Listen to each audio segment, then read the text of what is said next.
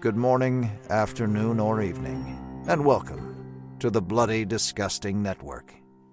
The following show is just horrifying. Beware.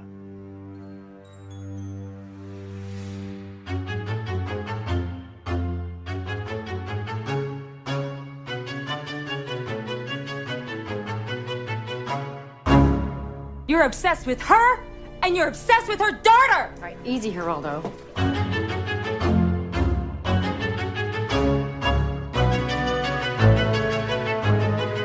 And welcome back to Horror Queers. We're talking sexual innuendo to the max.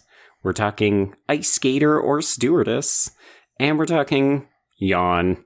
And I'm Joe. Just the pussy I've been looking for, Joe. We are talking Batman Returns, everybody, and I could not be more excited! I love the fact that we had plans to do this last year, and then everyone and their fucking dog covered it on a podcast, so we were like, well, I guess we'll just wait another year then. You said this last week when we were doing Dragon Tattoo, and I was like, really? I don't remember this, but maybe I was just, we did Mask of the Phantasm last year instead, so... And I really like that episode, and not enough people listen to it, so everyone, go back and listen to it. It is also a Christmas movie.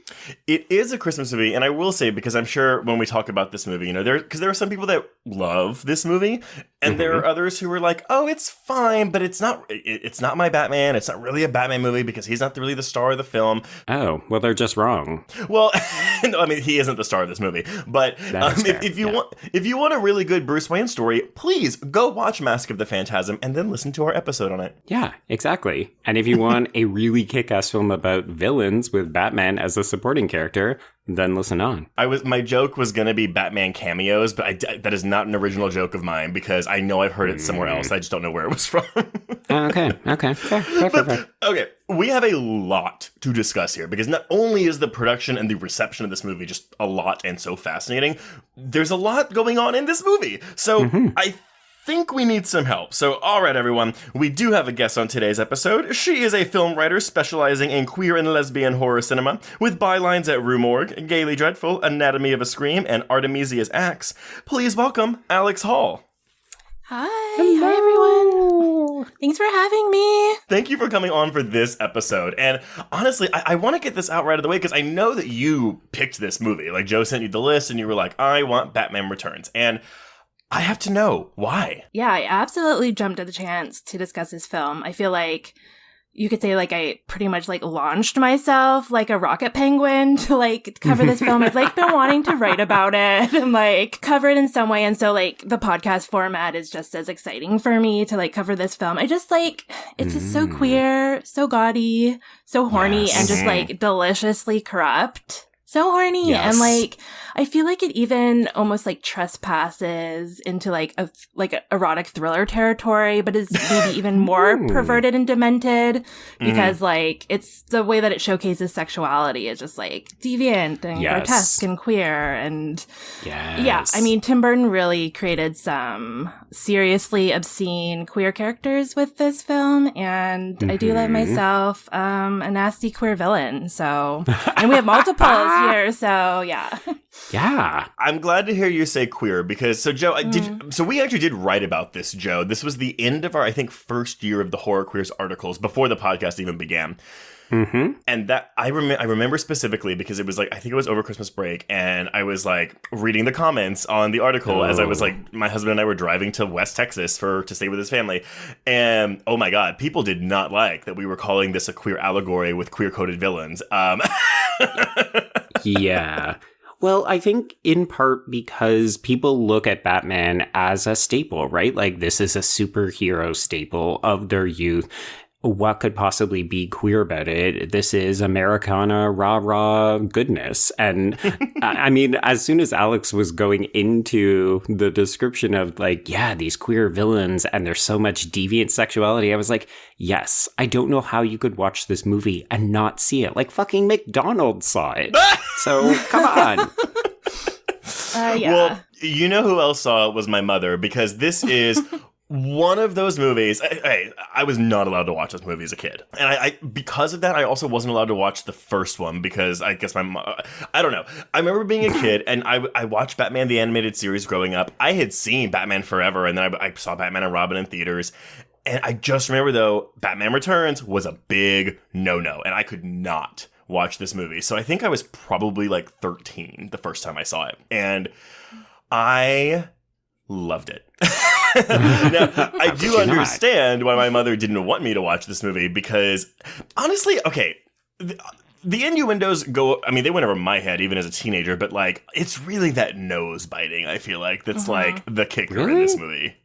Yeah. Just because it's, like, the most graphic display of violence in the film? Yeah, 100%. It's graphically violent, but I also kind of feel like it's, like, because the nose is so phallic, it's almost, like, like evocative of like maybe oral or like castration in a way. Oh, definitely castration. Yeah. I mean, whenever I ask my mother why I couldn't watch it, she just says, "Oh, that penguin is just so gross." So, I mean, make of that what you will. Yeah. I just like love that he's just like constantly oozing this like dark, grotesque, like bodily fluid. And it kind of like reminds me of like another queer icon with Ursula, sort of, and like the little mermaid, and just like obviously that was inspired by Divine, so there's like some sort of like queer threads to connect. Yeah, like a lineage of like monstrosity or something. I love that. Yeah, and he's certainly over the top in this movie. I mean, it was so funny. I watched the honest trailer for this movie like before we got on, and they make a point because, you know, obviously with this movie, the studio was like, "Ooh, no more Burton Batman. We're gonna do something else." And a lot of the Schumacher films, it's criticized for being too campy and too over the top. But like you look at this movie. And it's just a much darker tone. Yes. Yeah, I think what ends up happening is people fall on either side of it. Like, are you a Burton Batman fan and you like the dark kind of gothic stuff? Or are you a Schumacher fan and you like the camp and the spandex and the neon kind of glitter of it all? And honestly, I will take both. I was a Tim Burton apologist for the longest time, and I kind of hated the Schumacher films because they were too campy for me.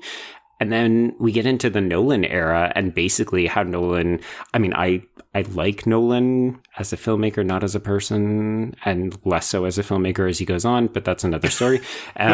What the problem is that what people take away from Burton's Batman is like, oh, well, dark is better. So that's how we end up with Bane and all of the super dark Superman films and all of that garbage shit, which is not necessarily bad. I'm not saying it's bad. I'm just saying that not all of these tales have to be dark. Like, and I love the fact that we can appreciate the darkness in Batman Returns, but also recognize that it is campy and it is sexy and it is weird. Like, for me, this is the perfect combination of all of those characteristics. Like, this is the litmus test. If you fancy yourself some deviant sexuality as well as superheroism, this is a great film for you. Well, I will say, so I mean, I watched that first Batman with Jack Nicholson as a kid, and I thought it was really boring at the time. I really like it now, but it's not even like Burton versus Schumacher for me. I know the mafia stuff is like a really common thing. You know, the Falcones, the Maronis, blah, blah, blah, blah, blah. Like, I'm just never as interested in that. I'm more interested in his rogues gallery than I am Batman himself. Like, sorry. Right. But I also prefer the metas. And I love that what Burton did. I mean, I guess the Penguin's not really a meta here. He's just a deformed man. But he gives Catwoman this supernatural story. And so I prefer those kind of villains because they just tend to be more fun than like your Carmine Falcones. Yeah, I can get that. There's definitely an appeal to not just a super powered kind of villain, but also one that has a really weird backstory or a weird origin story, rather. Well, and let's not forget, this is a movie with essentially 3 villains. The thing for me is this movie never feels overcrowded, and I never feel like any villains, maybe you could say Max Shrek, but I don't need more of him, to be honest. I feel like they all get their due. Okay, wait. What are you pushing back on? No, because one of the things that always strikes me is that I feel like there's a lag in the energy of this film as we head into the final act / the climax. And I never really unpacked why I feel that way until this rewatch. And I realize it's because Catwoman is off screen for a large portion of the end of this film. It's a lot of penguin. It's a lot of penguins with rocket launchers. It's a lot of that kind of stuff. And it's really not until Selena Kyle / Catwoman comes back in to wrap up the Max Schreck storyline that I feel like the film really picks back up again. But there's only a couple minutes left at that point. So what I'm saying is I want more Catwoman. Yeah. Shocker. The gays want more Catwoman. Well, okay, so why don't, because again, we have a lot to discuss, so why don't we go into the production of this film? All right. As I'm sure a lot of us know, but in case you don't, Batman was to the box office in the 80s what Jaws was to the box office in the 70s. Like, Jaws is famous for creating the blockbuster. This movie, did gangbusters business in 1989. So, after Batman was a huge success, it grossed $411 million worldwide on a $35 million budget. Warner Brothers was hoping for a sequel to start filming in May of 1990, so less than a year after the film was even released. They spent $250,000 storing the sets from the film, but the problem was Burton. Burton was like, I don't want to do this shit. If it's new and exciting, sure, I'll do it. Otherwise, it is, and I quote, a most dumbfounded idea. Back when Burton still had a bit more integrity. How refreshing. Oh my god. So, I heard Dumbo was pretty good, okay? Okay, fair. Danny DeVito's in it. I'm just saying, I've seen those Alice in Wonderland films, and they are hot garbage. Oh, yeah, those are very good. So while Warner Brothers is, getting their shit together, Burton's like, cool, I'm gonna go do Edward Scissorhands for Fox. And while that happens, Sam Hamm, who wrote the previous film, and by the way, would only go on, his most famous credit after Batman Returns is writing Monkey Bone. Oh shit, that Brendan Fraser live action kind of weird one? Mm-hmm. Like one of Bridget Fonda's last film roles.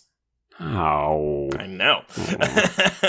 So he delivers the first two drafts of the script. In this draft, the Penguin and Catwoman go after hidden treasure, while Bob Kane, the co-creator of Batman, was brought back as creative consultant. So Burton finishes Edward Scissorhands, and that's obviously a big success for Fox. But he is like, look, I will come back and do this, but we got to make some changes. So he negotiates some producing credits. He makes the first film's producers executive producers, and he gives himself the top billed producer credit. And he wasn't satisfied with the Hamm script, which, again, just Penguin and Catwoman looking for treasure, which honestly sounds like an episode of the Adam West show, right? Or maybe the animated series. I could definitely see it as a half an hour version. True. So basically, after he realized he was unsatisfied with the Hamm script, he commissioned a rewrite from one Daniel Waters. And no relation to John Waters, of course, but y'all should all know his name because Daniel Waters is the writer of Heathers. And it was because of Heathers that Burton was like, ooh, I need that guy. Still so weird. Well, also, but here's the other thing, too. And this is not related to Batman, but Daniel Waters is the older brother of Mark Waters. And Mark Waters would go on to direct the camp classic, The House of Yes, but he would also direct Head Over Heels with Monica Potter, Freaky Friday, the Lindsay Lohan version, and Mean Girls. So both Waters brothers were involved in two of the most iconic, bitchy Mean Girls movies of all time. Mm-hmm. Yeah. Alex, do you like how he's treating this hey, did you know? And it's like, yes, we know. Yes. Okay, it's for the listeners, okay? Fuck off. But if you want to see the brothers work together, please go check out 2014's Vampire Academy. No, absolutely do not. How many times do you want me to say hot garbage in the first 20 minutes? And yes, Jenny Nolf, I know that you like that movie. I was going to say, doesn't Jenny like this movie? So, okay. Originally, he was going to bring Waters on board for a sequel to Beetlejuice, but then he was like, oh, okay, well, that's not really happening right now. So why don't you take a shot at Batman Returns? Waters writes 5 drafts of this script and comes up with, a social satire that had an evil mogul. Oh my god. It came up with a social satire that had an evil mogul backing a bid for the mayor's office by the Penguin. He wanted to basically show that the villains, not all villains in this this world wear masks and wear costumes. Yes. And it's one of the smartest moves this movie could have made, right? Because we obviously have a villain in the Penguin. We obviously have a villain in Catwoman. But really, the true villain of this piece is capitalism and Max Schreck.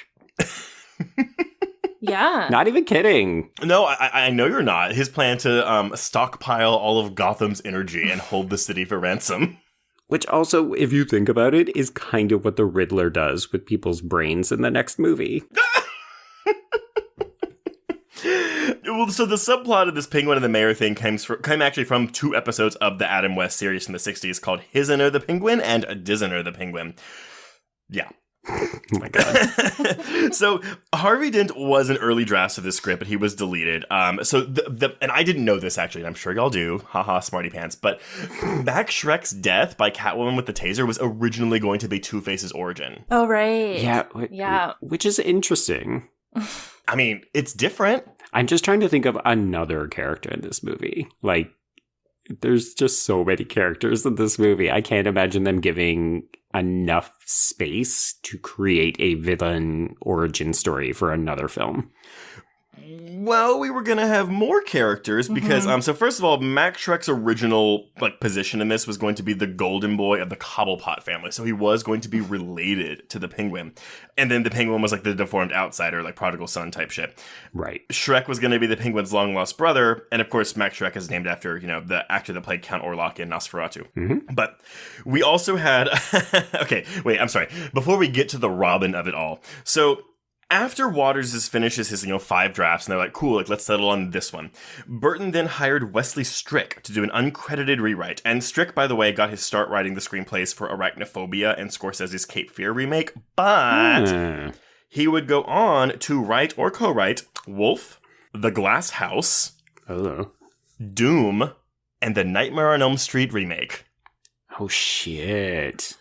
So he started strong and then got progressively worse. Yeah, what he's the most creatively good thing he's done. He wrote 7 episodes, which is almost a fourth of the series, of The Man in the High Castle. Oh, that show's actually good. Yeah, I heard. At the time he was brought on, though, the issue with the script, with Waters' script, was that the Penguin did not have a master plan. So Warner Brothers, the studio comes in, and they're like, cool, hey, here's our ideas, write them in. They said, Strick, you can have the Penguin warm Gotham City. You can have the Penguin freeze Gotham City. The classic range. dichotomy. Yeah. Yes. The Penguin really just has those 2 schemes. I can't. And of course, the freezing would come into play in Batman and Robin, 5 years later, by the way. Isn't that bizarre? Gosh, is it really only 5 years? It feels like a lifetime in between these 2 films. Batman Forever comes out 3 years after this. Wow. Huh. Wow. I mean, there's money to be made, right? They didn't want these films to be sitting on the shelf. They wanted to get more Batman onto screens and make money. Yeah. Mm-hmm. So Strick gained inspiration from a Moses parallel, which I've never thought about it before, despite the fact that the whole end of the film was let's kill the firstborn children of Gotham. But I do love the fact that we are taking this predominantly Christian/Jewish story and queering the fuck out of it. Mm-hmm. So, yeah, we got the Penguin killing the firstborn sons of Gotham. And, of course, when the parents drop him into the river, that's similar to Moses' parents, putting him in the river to save him from the Pharaoh.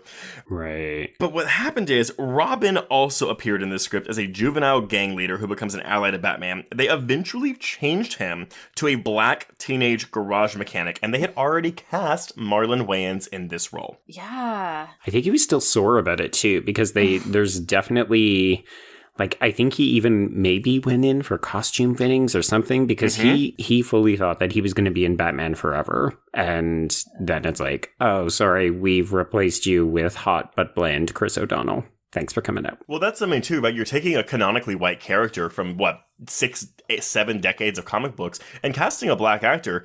That is a big deal. I mean, and they did the same thing with Harvey Dent, because Billy D. Williams is Harvey Dent in that first Batman movie. And so it's awesome, but then, when unfortunately, it did not come to pass. So honestly, if Wayans, even now, is still, sore about it, I would not blame him. Mm-hmm. Yeah, he'd have a very different career trajectory if you think about it. We wouldn't have gotten Scary Movie. Oh, well, yes, that is one of the things that would have maybe been different. Michael Keaton was brought back, and he only agreed to come after a big salary increase. He earned $10 million for this movie. Well earned. Get that money. I mean, he doesn't really do a lot in this movie. No! But here's the thing. Michael Keaton is rock solid in this. Like, he is probably my favorite Batman, if only because he just plays the role straight. And particularly in this film, you need the straight man. It just happens to be Batman, which is the funniest thing I could say. So for Catwoman, they cast Annette Bening. And this is only because after Burton saw her performance in The Grifters, and he was like, holy shit, I need her. But unfortunately, she got pregnant beforehand. So they looked at a slew of people: Raquel Welch, Jennifer Jason Leigh, Madonna, Ellen Barkin, Cher, Bridget Fonda, Lorraine Bracco, Jennifer Beals, and Susan Sarandon. Sean Young, again, I know this is a really famous anecdote, but Sean Young, who was cast as Vicky Vale in that first Batman movie, but she was injured, and so they had to kick her out and replace her with Kim Basinger. She really campaigned hard for this Catwoman role. She even visited production offices dressed in a homemade Catwoman costume, demanding an audition. And I told Joe about this beforehand, but there is an episode. Did you ever watch Tiny Toon Adventures when y'all were growing up? Yeah, I think so. Okay, so episode 84, and this has a point, I promise, but episode 84 of Tiny Toon Adventures is called The Return of Bat Duck, and it aired September 19th, 1992. And this is an episode of the show in which Plucky Duck is trying to get a movie sequel to his Bat Duck movie made. And after being told, well, I hope it works out better for you than it did for Batman Returns, we have it in, which I'm like, okay, in this kid's show, we are making fun of the quote-unquote failure of Batman Returns 3 months after this movie came to theaters. Yikes. But there is a scene in which Tim Burton is about to direct Batman Returns, and a servant appears and brings a box of kitty litter in front of him, revealing Sean Young inside, desperate to play the part of Catwoman, even going as far as roaring and telling him he knows what to do with her. Tim Burton calls for Elmira, the animal-loving character in the show, to the set, and Michelle, his new cat, is taken as Elmira's new pet kitty. Wow. I mean, it's funny, but also rude, and also kind of impressive that they were able to turn it around that quickly. Anyway, so when we get around to Pfeiffer, Burton was unfamiliar with her work, which I was like, well, what is her filmography? She'd done a lot of stuff. She had already been in Witches of Eastwick, Fabulous Baker Boys, obviously Scarface and Grease 2, but those were early. He was convinced to cast her after one meeting, and she received a $3 million salary compared to the $1 million they had offered Annette Bening. Which is wow. baffling. I mean, it's also significantly less than Michael Keaton, which, again, I appreciate the movie is literally called Batman, but just like the gender inequality in the pay scale there is really off the charts. But Danny DeVito, Waters was like, I didn't know if he was going to play the role, but I wrote this role for him. Because for a short little nasty guy, when you're casting that specific body type, it's really a short list. So he was just thinking about Danny DeVito when he was writing it. So baffling.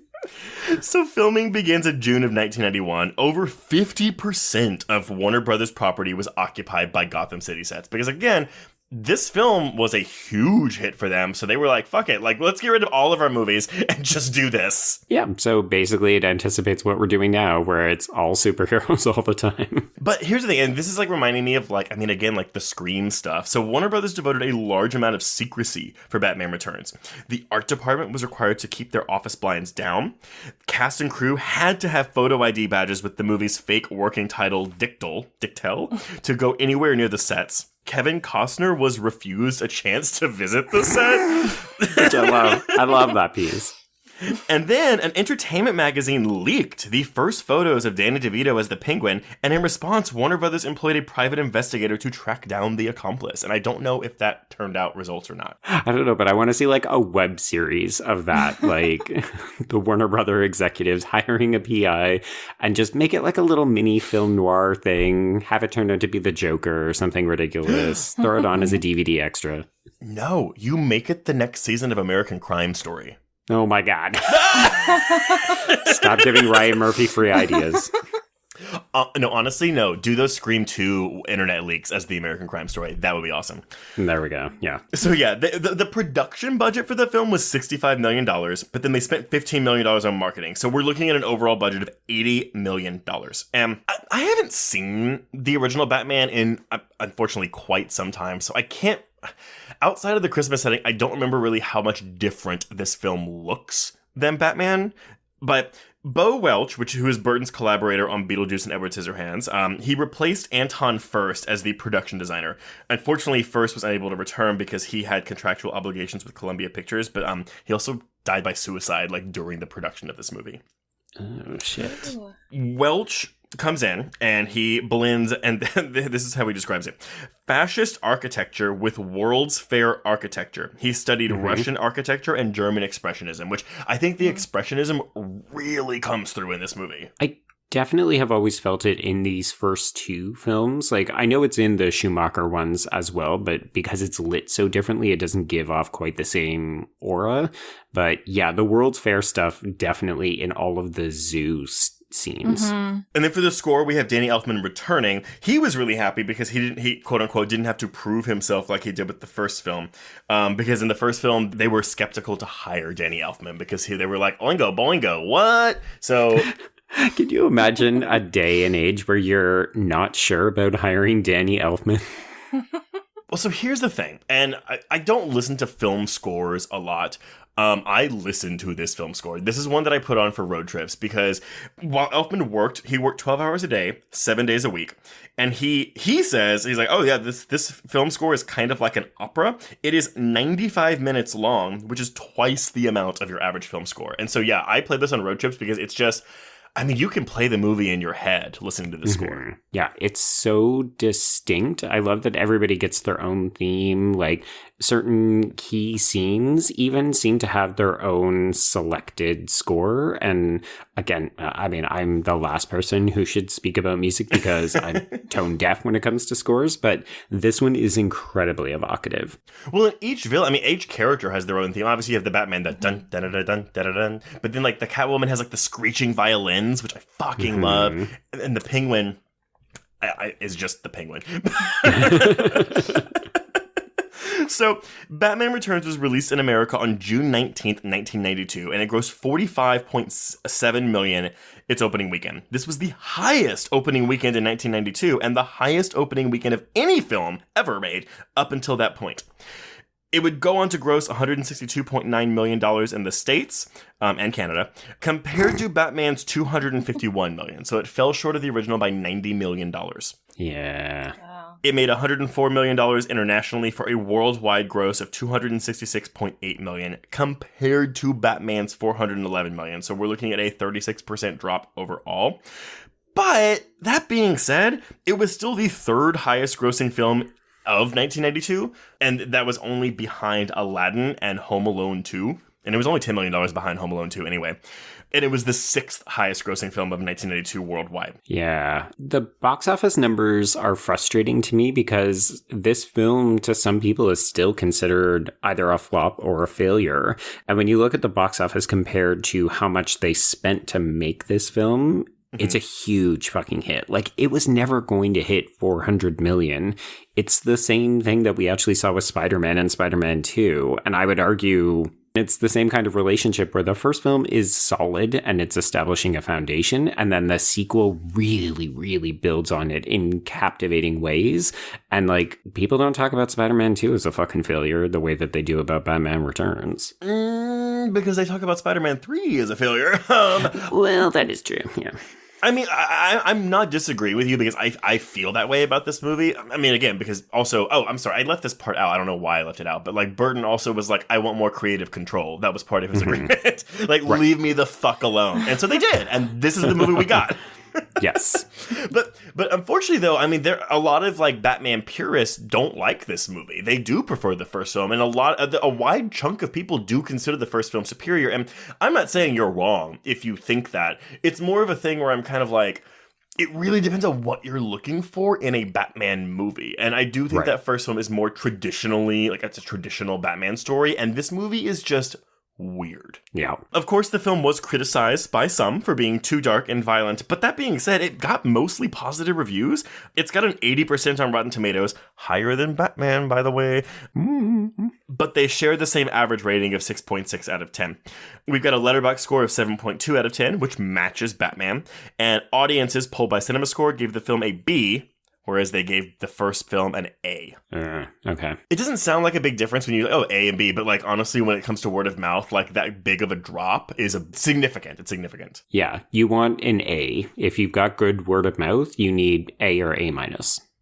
Yeah, and we'll talk about this as we get into the plot summary in just a minute, but like it's Ty Burr with Entertainment Weekly was like, he gave it a B minus, but he was like, no wonder if people feel burned by this movie. It's an art house movie masquerading as a blockbuster. Which, I mean, I think it's a pretty movie, and I think there's a lot going on here, but I don't think like, I mean, I hate even saying, like, it's not boring, as if art house films are boring, but it's not slowly paced. Yeah, it screams blockbuster to me in terms of scope and the action set pieces, but I don't know. I wish that I had actually watched the original Batman in preparation for this as well, because I don't remember it well enough, but I feel like this is actually more adventurous or, like, more energizing. I don't know if I want to talk about this now, but it's one of those things where it's like, you gave the creator of this film, like, almost complete creative control, and unfortunately, like, I didn't turn on him, but, like, again, like, this was a hit, and it was not as big of a hit as Warner Brothers thought it was going to be. But let's just get into it. Yeah, well, here, one more thing. We did have a parental backlash. Parents really hated bringing their kids to this movie. It is PG-13, but, I mean, you know, it is an overall grimy feel, and it's just kind of, I mean, it's gross and weird. And as Joe said, McDonald's shut down their Happy Meal promotion for the film. And that's how we got the Schumacher film. So there you go. It's the funniest thing, though, because I have no idea what the promotion was like in the US. But Alex, do you remember the Canadian promotion at all? I don't even remember when or how I first saw it, honestly. But I do kind of remember, like, the advertising through McDonald's, but yeah, no specifics. Okay, so what I remember, and this is like a very weirdly vivid memory, is that my family was doing a road trip, and I can't remember if it was during the film's release or an after the fact kind of thing, but I made my parents stop at McDonald's every leg of the way so I could try to collect as many of the plastic cups that they had released for the film.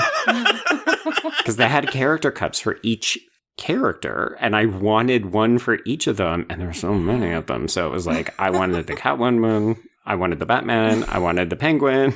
Did they have a Max Shrek character cup? Okay, so I think they did not have that one. All the kids going for Max Shrek. I mean, let's be honest, the hair alone is very, I don't know, it transfixes you. You get lost in it. It's like looking into a hurricane. I probably would have wanted one if there was some available. And before we jump to the plot, I want to point out, so I looked this up because someone did the math for me. So in terms of screen time for this movie, Michael Keaton is the third top billed, but he has the third most screen time. The Penguin has 39 minutes of screen time. Okay. Michelle Pfeiffer has 37 minutes of screen time. Okay. And Batman has 32 minutes of screen time. So, with Christopher Walken rounding out fourth with 26 minutes.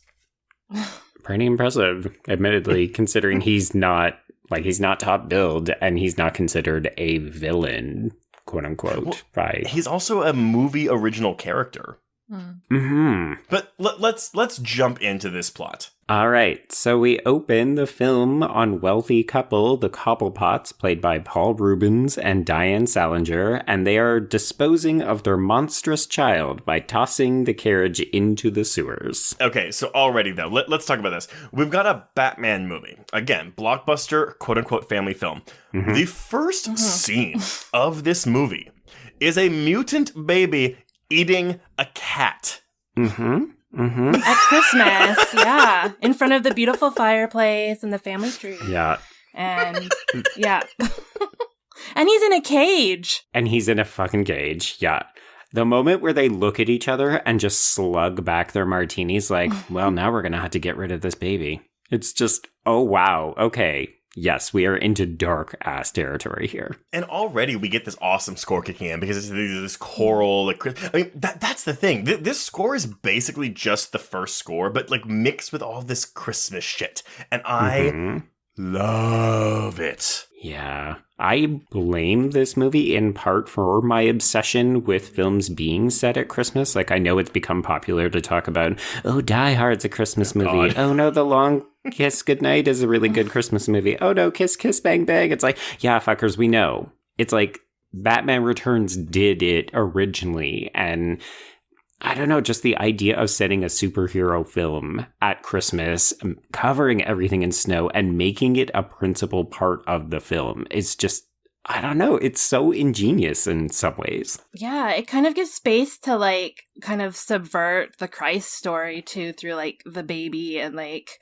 yeah, the mutant baby. And, like, the fact that the mother was also in Pee-wee's Big Adventure. Like, they both, like, obviously she starred alongside Paul Rubens, so she's kind of already in the Burton family, but they kind of, like, Paul Rubens already kind of has this, like, reputation, maybe, like, within, like, playing that character of, like, kind of effeminate, and they both kind of read maybe as, like, each other's beards or something. Like, yes. She has a very austere energy, and, like, he's very, like, effeminate. And also, I think I was reading that it was filmed the same year that he was arrested, so that kind of, like, plays part of the, like, salacious lore of the film in itself. I was looking that up as you were saying it. So yeah, he was arrested in July of 1991, which, again, the thing, it's the prudish 90s, and I'm always like, look, I know you're not supposed to masturbate in public, but honestly, like, if you're in a porno theater, I'm sorry, like, I feel like yeah, like, literally the space is created for that. I always feel that, and then, like, George Michael's arrest. I'm just like, no, you went after these people because they are public figures and because they are queer. Like, that's the reason that this made news. Yeah, and I guess his association with, like, as a kid's kind of presenter, but, I mean... Yeah, it was a stretch. Because we all know that if you become a kid's entertainer, you have to be a eunuch, and you couldn't possibly have a sex drive. Right.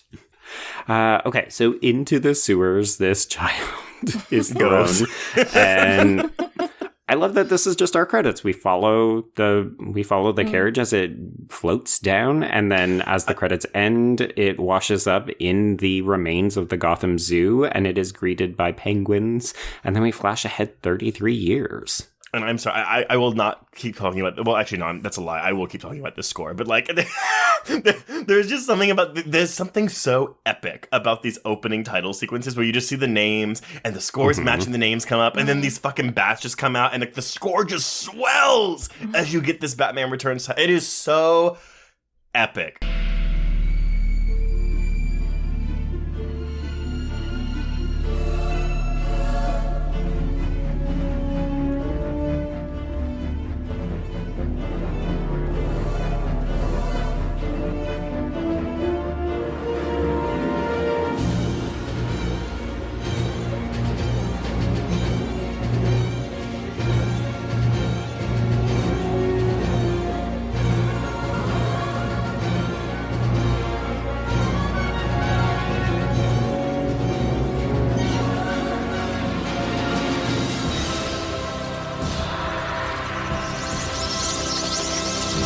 It is so awesome, and it just transports you into this movie. Ugh. It definitely feels like Danny Elfman unleashed. Like, okay, I was trying to prove myself on that first film. I didn't want to overstep, but now that I've got free reign because these people know what I can do and I'm welcome here, I'm just going to fucking go for it. Yes. It's one of those things, too, where it's like, we should really, even if you don't like this movie, you should cherish this movie for what it is, because we will never get a Batman movie like this ever again.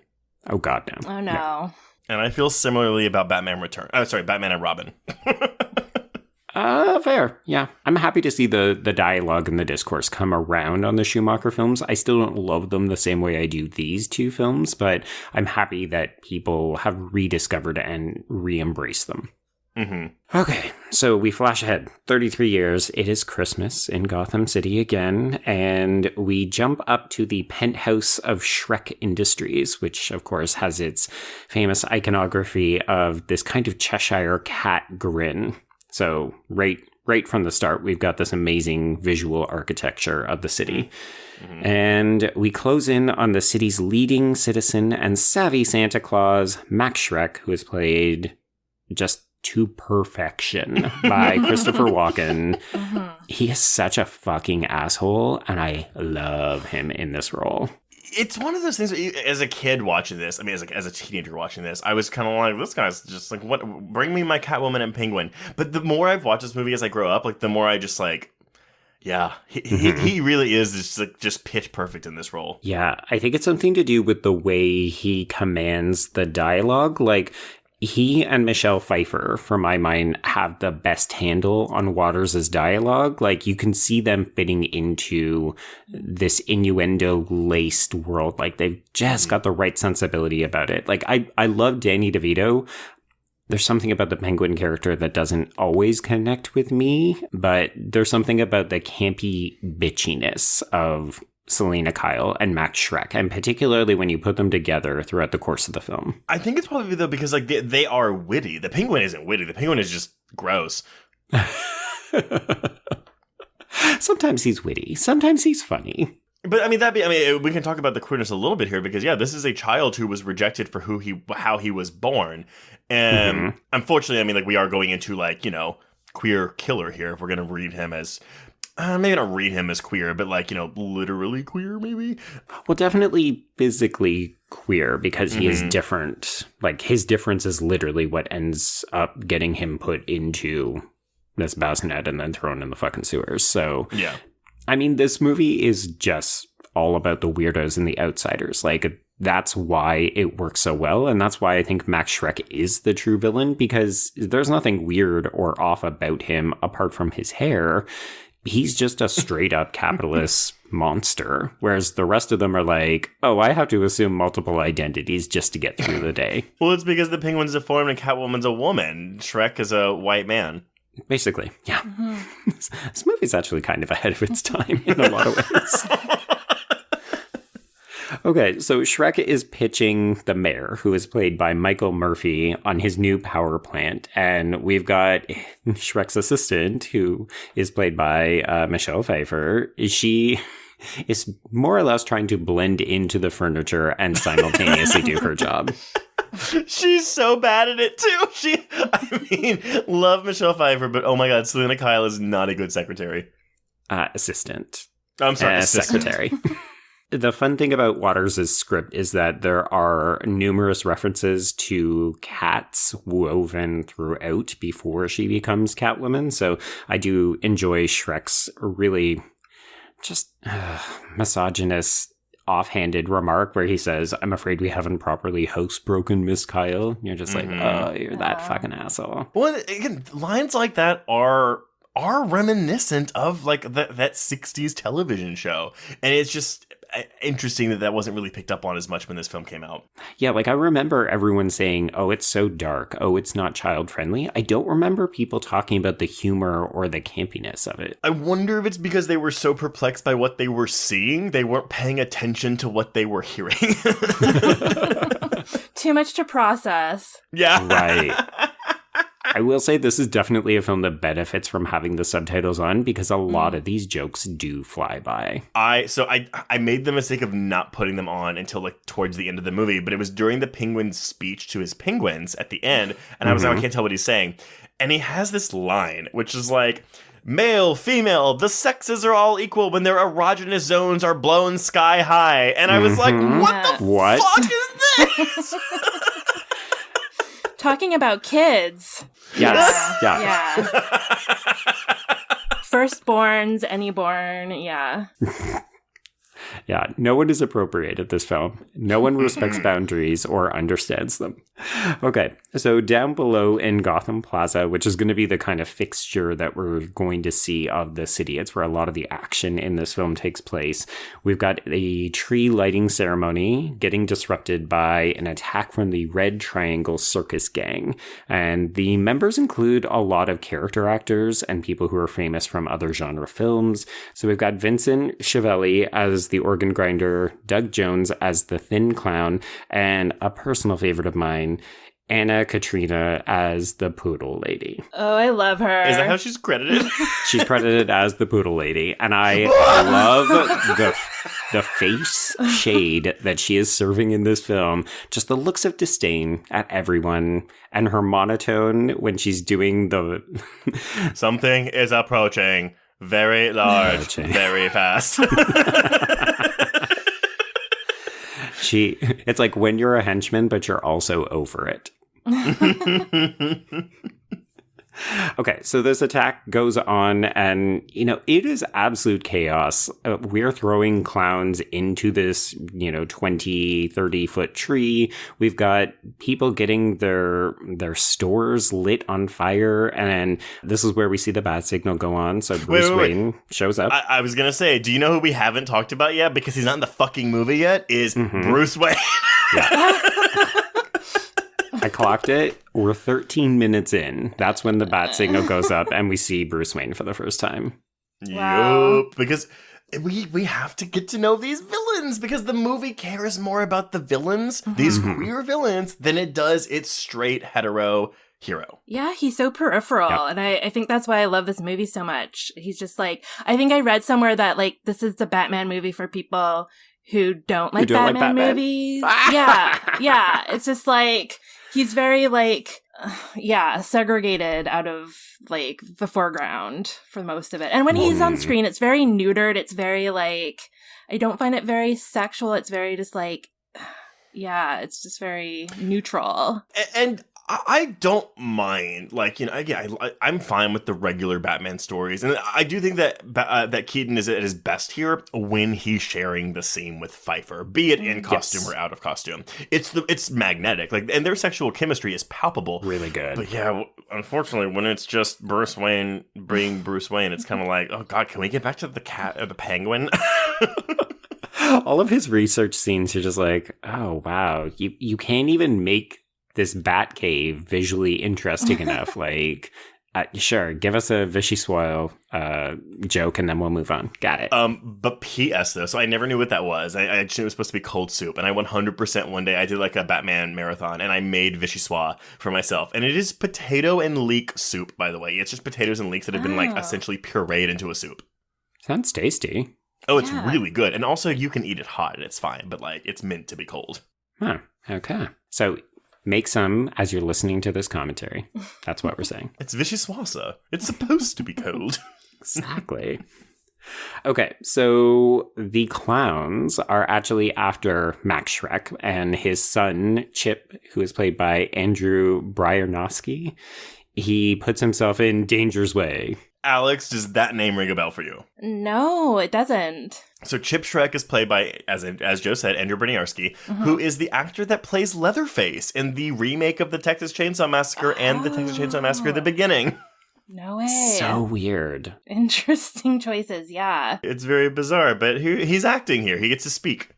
I mean, he has a fairly decent screen charisma kind of stage presence.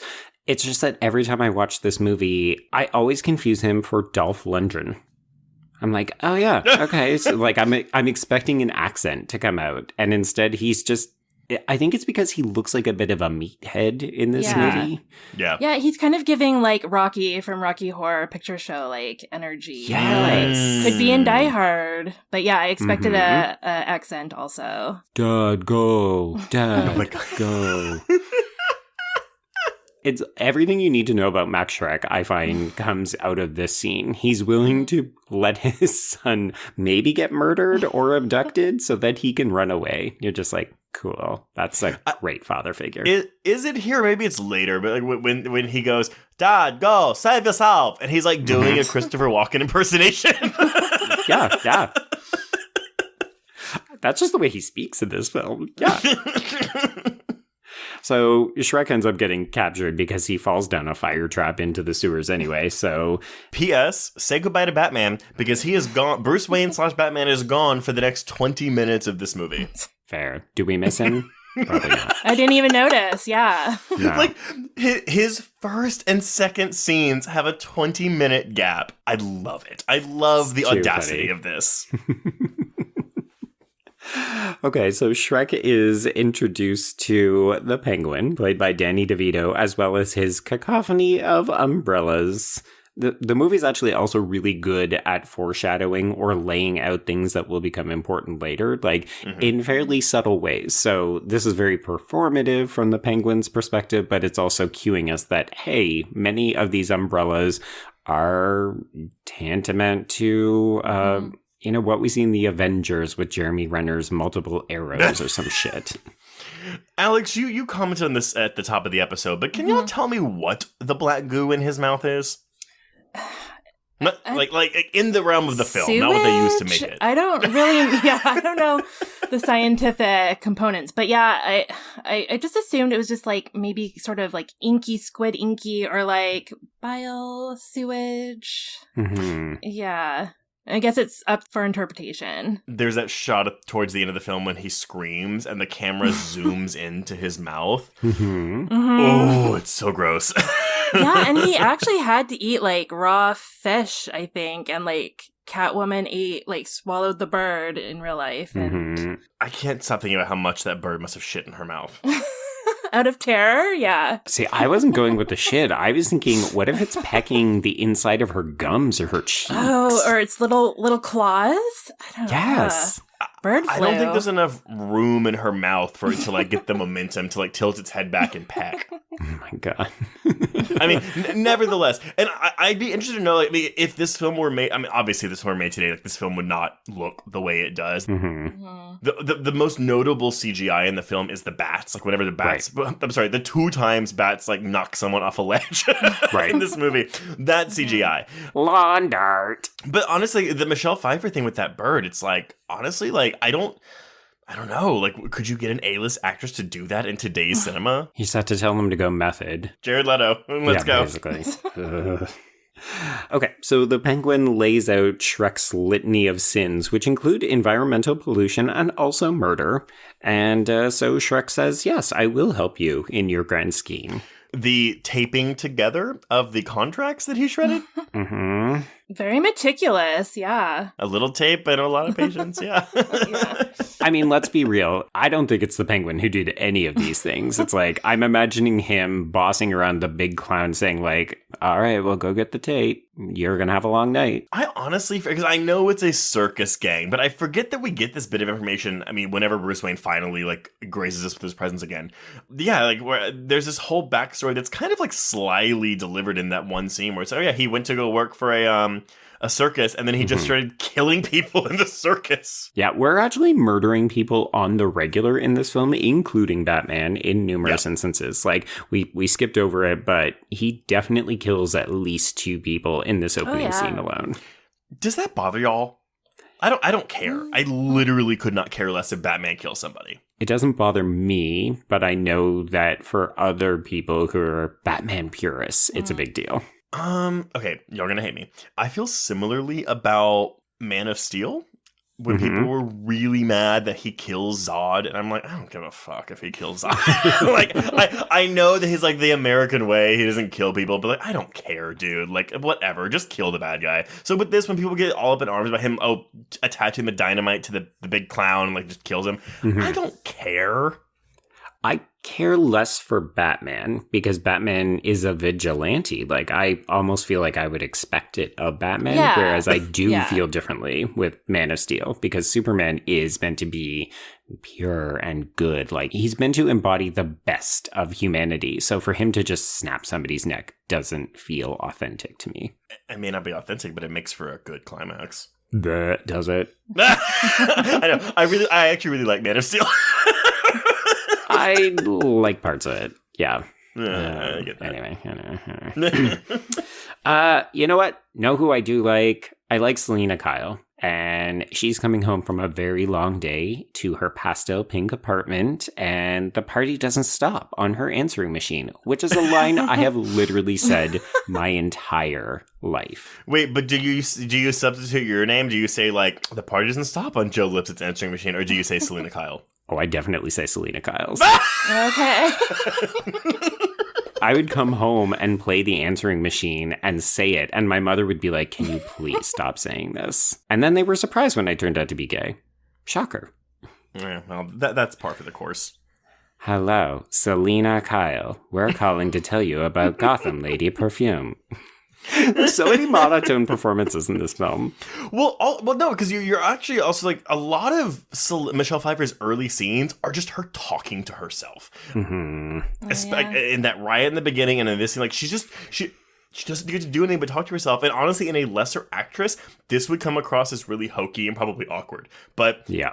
She's so fucking good that you just buy this mousy little performance of hers. Yeah, and I know that people have gotten tired of the villain makeover where it's like you've got glasses and frizzy hair and then you get superpowers and you still have frizzy hair but maybe no glasses and slightly better wardrobe. But there's something about this performance that is so endearing to me, like watching Michelle Pfeiffer pick up cups of coffee and just go, corn dog. You're like, oh, sweetie. You know, and she's got some deadbeat boyfriend who decides that he wants to therapize himself over the holidays instead of going home to her mom. There's so much relatability in this character. No, but this guy is an asshole. His message goes, hey, Selena, about that trip we're going to take, you can forget it. Like, what the fuck is that? And all these people just leaving them messages. Like, that is not the kind of news you leave on someone's answering machine. Like, have the decency to tell them in person, or at least try to get them live. Dude. Yeah. So, yes, she has left a message for herself on this answering machine, reminding herself that she has forgotten about the Bruce Wayne meeting in the morning, so she returns to the office. I don't know why she goes digging through the locked files, but Shrek is not happy with her, and he ultimately pushes her out the window. She fucks herself so hard right now, because, fine, look at the protected files, whatever. Don't tell the guy that you open the protected files and you now understand what his grand master plan is. How industrious. I just love how she's like, and you know, it's so technical. I don't really know if I understand it, but you're going to be sucking power. And you're just like, girl, stop talking. Stop. Mm-mm. Now, this death, though, I mean, it is brutal. It's what always sticks out to me when she gets pushed out this window, it's when she hits the three canopies on her way down. Mm-hmm. And we get, it's a close-up of her face, it's like, do.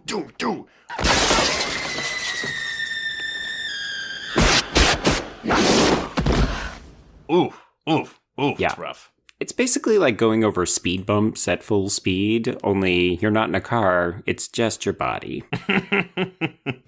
So, what do y'all two make of this? I mean, honestly, we're injecting supernatural stuff into this character, which is not how this character's been portrayed in the past. How do y'all feel about it? Yeah, I think that take is, like, pretty ingenious. Like, I feel like, as Joe, you were saying, like, there's elements of foreshadowing in these, like, little glimpses of the character. And I noticed actually on this first viewing that there's, like, the emblem actually on top of the Shrek building is a cat. And I don't really know, like, what the history behind that is, but also just, like, speaking to her, like, becoming story within the building and just, like, this, like, the confines of the workspace. But I love that she's, like, literally resurrected by Pussy, and like that's her just like becoming story. And I love that that's also kind of like has a supernatural like flair. And we laughed when you said like she's resurrected by Pussy, but the reality is that she will embark on a pseudo quasi romance with Bruce Wayne.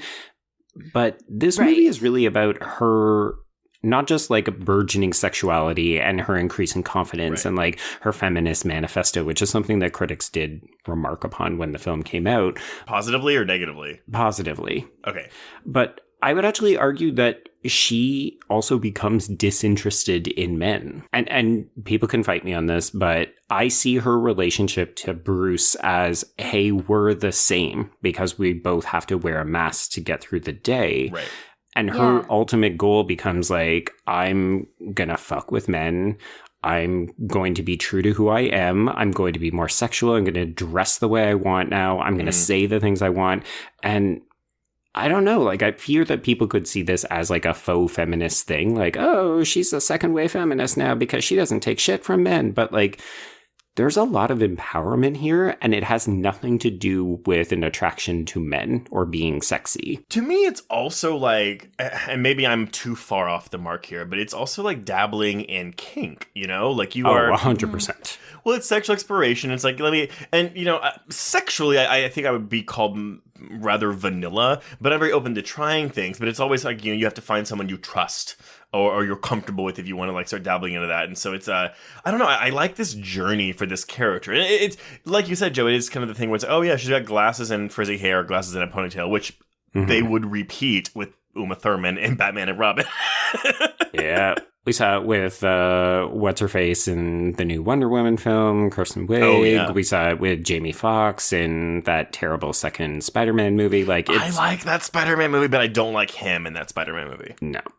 But I will say that Waters did explain they wanted to go back to the way that comic books in general treat women, like the fetishy sexual fantasy, but they wanted to start off with with her at the lowest point in society, which is a very beaten down secretary. And I was like, but that's not really the lowest point in society. But sure, like go ahead with that statement. Yeah, and she chooses the look herself too. Like she has total like agency over her own aesthetic and her own like transformation in a way. And like she literally stitches it herself and out of a jacket. a leather the jacket in the closet that she destroys. Well, and she also destroys her tiny model house, right? Like, she's basically destroying these symbols of domesticity. Yeah. Yeah. Oh, the one shot that I actually love, because they use miniatures a lot in this movie, but I love the shot of the bed, but it's the dollhouse bed when she starts spray painting it black, and like that switch of perspective, I think, is just fascinating here. Yeah, the scale just makes her seem so monstrous and like towering and like yeah. It's Attack of like the 70-foot Michelle Pfeiffer. Yeah. And I love that just like the black spray paint kind of like mimics the fluid that like Penguin leaks too. It's like dark and like kind of like and destructive of like all the markers of like her frilly kind of vulvic like apartment. Yeah. Oh God. Yeah. She really was. She was living inside a giant pussy, wasn't she? Oh my God. Yeah. And it's like the only pop of color really in the movie, like, and the pink salacious glow of her like hell there sign is like, yeah, it just like kind of oozes out onto Gotham, kind of as like a femme flag or something. Yes, yeah. I will tell y'all too. I have the 4K of this. I got like the 4K set with the first two, and then Forever and Batman and Robin. This 4K disc is gorgeous. I mean, it is one of the prettiest things I've ever seen on my TV, and it is so the way this movie looks. It's meant for this format. Yeah, because I mean, so much of this film, like we talked about, how funny and witty and kind of banter driven the script is, but let's be clear. Tim Burton is directing the fuck out of this movie. Like, it is so visually, like, there's so much visual splendor in this film. Like, it's a feast for the eyes. I mean, we didn't comment on this, but when we first visit the Penguin's lair, we get this awesome aerial tracking shot through the zoo. It is all miniatures, but like it looks fantastic. Yeah, the cinematographer, Stefan Zapsky, he and Tim Burton, what they managed to achieve with like the flow of the camera and the way that we get the visual splendor, the scope of even like the majesty, right? Like there's something to be said about how tall the buildings look, how narrow the alley confines are. Even as you said, Trace, like everything to do with the Penguin's hideout is just really visually evocative. Funny you should mention Mr. Stefan Chapsky, or however you say it. We actually talked about him recently because he was a cinematographer on Child's Play 2. And listeners, please go to our Patreon to listen to our Child's Play 2 audio commentary. Oh, yeah. Because if you want to talk about, like, creating a thrilling set piece, obviously everybody knows about the entire final sequence in that film in the toy factory. Okay, so Catwoman is now born, iconic.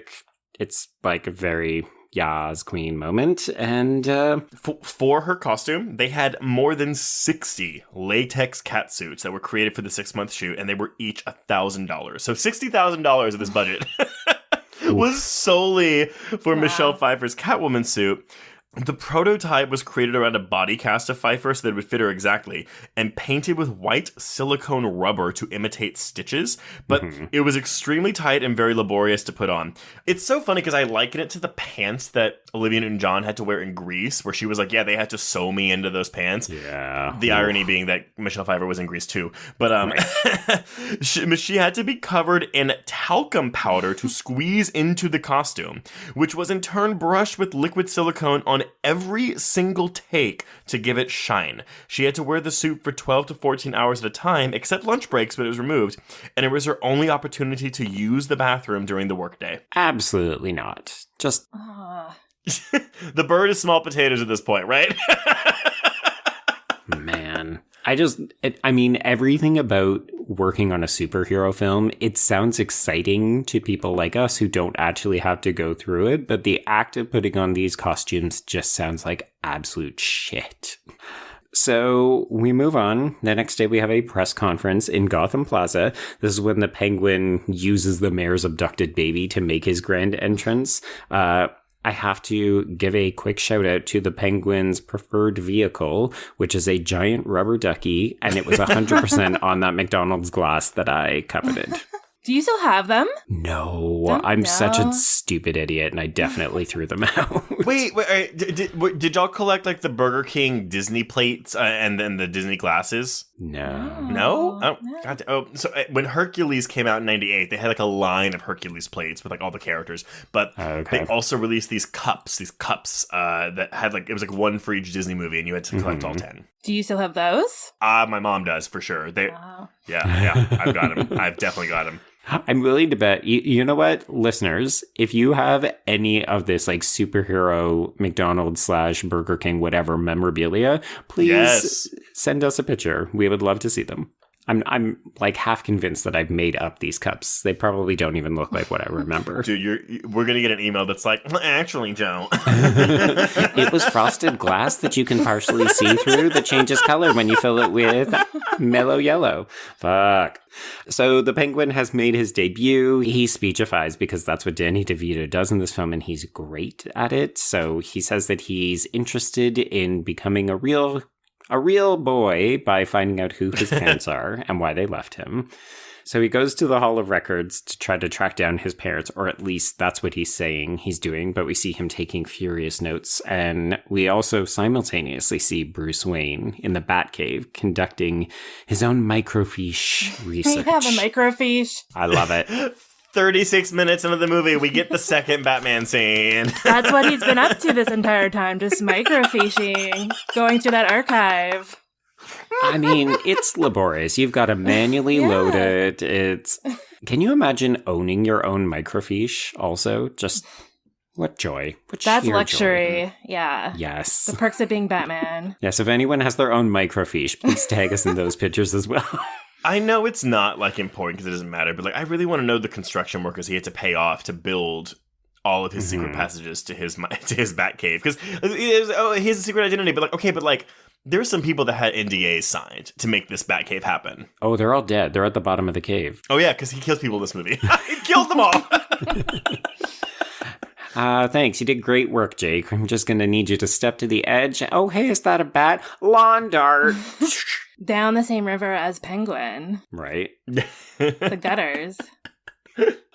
I do love that everybody also gets a layer. Like, everybody gets their own extremely convoluted costume, and everybody gets their own layer. Like, I want to live in Gotham City if this is what I get. I mean, okay, here's the thing. The Penguin's shape is... Rotund. It's like a human Humpty Dumpty. Or like he swallowed a peach. When we see him in like the onesie, that's when you're just like, oh man, he is a very specific shape. Yeah, he's... Yes. Nope, there you go. Correct. Okay, so in a performative display, the Penguin goes to Gotham Cemetery where he places flowers at his parents' graves because they're dead. And he proclaims himself Oswald Cobblepot. And this was a joke that I've always missed, but thanks to the subtitles, I was their number one son and they treated me like number two. I'm like, oh, that's a poop joke. Okay. Oh yeah, literally just flushed him, just like Mm-hmm. yeah. Down the sewer. Just like, yeah. Like a baby alligator. No, Trace, like poop. That's what we're saying. All right. So as he is basically, riling himself up in society, we've got Catwoman making her auspicious debut, saving a woman who is being mugged. And she's using this mixture of sexual innuendo and feminist manifesto. She'll save a woman, but why doesn't the woman also help herself? And then she also debuts her new Selena Kyle personality because bitch has gotten a makeover in multiple ways. And Max, Shrek, and Bruce Wayne are both very interested and perplexed at what she's doing. I wrote in my notes, Selena shows up with some new fucking hair in all caps. And then I said, Bruce says they've met because he's a fucking idiot. He's so bad at keeping his identity secret as Batman in this film. But also, this hair confused my sexuality for many years. Like, I was so attracted to Michelle Pfeiffer with this eyeshadow and with this semi-conical curl look. She is absolutely stunning. And the eyeshadow. Oh, sorry, the eyeliner. It's rocking. It's such a good look. Well, we haven't talked a lot about her line delivery because when she's making her transformation, she's like just like in this daze and she's like, "Honey, I'm home. Oh, I forgot I'm not married." But one of my favorite line deliveries from Pfeiffer in this movie is the I remember the time I forgot to wear my underpants to school, and the name of the boy who noticed was Ricky Friedberg. He's dead now. Yeah, her delivery is just so great. There's so many unique choices. Like, you feel it would have been completely different with obviously it would have been completely different with a different actress in the role, but Pfeiffer is making some very committed choices that I just think stand out from the pack. Would y'all agree that she is the MVP of this film? Yes. I would. Yeah. Mm-hmm. Honestly, I feel like queer people are so attracted to her and this character. Like, I spent a lot of time as a teenager hating all of the Penguin shit in this movie. I just wanted Catwoman to be the primary antagonist because I wanted so much more. Well, so, okay, this might be a good time to talk about it because we've talked about it before, but why do y'all think that Catwoman is so attractive to queer people? I think that she just is just so in charge of her identity at this point. Like, the transformation is just so stark, and I don't know. It's just such a subversive image, I guess. Yeah, it's hard to put my finger on why exactly. It's like rebellion, right? It is a woman who has been closeted in this, again, kind of mousy-ish persona, and only in death. Which also, I don't remember the first time I saw this if I knew that it was a 9 Lives thing going on until she actually says what is it at the end when she's like, "You killed me, Batman killed me." I was like, "Oh, 9 Lives, I get it." Yeah, but no, she literally not literally comes out, but she comes into her own / coming out, and it's this moment of yes, I want that power. I want that empowerment to fucking live and experience this moment like Catwoman does. Yeah, it speaks to queer resilience and the desire to have another chance, a do-over of owning another life, I guess, or another option or another future. I like that do-over because she essentially does. She has 9 do-overs that she can use. Right. Yeah, I don't love the idea that you have to suffer trauma or a near-death experience in order to come back as your more realized, authentic self, but I definitely think that's the reason why people like her, is because they relate too strongly to who Selena Kyle is before she's murdered. And then they see who she becomes after the fact and they think, you know what? I want that for myself. Like, I do relate very strongly to this. I was mousy secretary Selena Kyle, and then I went to university and I actively decided I needed to reinvent myself. And a year later, I came out and I became more of who I am today. And I guess now I'm Catwoman by this analogy. Hey. Let's pretend like it's not trauma. Let's pretend that being that thrown out a window is just a euphemism for coming out of the closet. Right. Okay. Everybody, it's totally Rufus. This is your new catchphrase. It's not coming out of the closet. It's getting thrown out the window. Oh my God. We should totally cover Never Been Kissed one day. It's a horror movie, right? No, unless you want to talk about like the sexual Statutory politics. rape. Yes. Yeah. Oh boy. Sorry, I'm not laughing at statutory rape, y'all. Yeah. No, yeah. it's such a fun movie, and then you realize, oh shit, that's not good. Yeah. It's so gross. Okay, so Max Schreck goes to Oswald's new lair, and he lures him downstairs where he's got an entire fucking office of people who are ready to volunteer so that he can become the new mayor. And it's mostly just because Max Schreck doesn't like the current mayor, so he thinks, hey, here's somebody I can groom. But this brilliant piece of screenwriting to write off this whole bit. Penguin's like, elections happen in November. Is this not late December? And his response is, don't worry about it.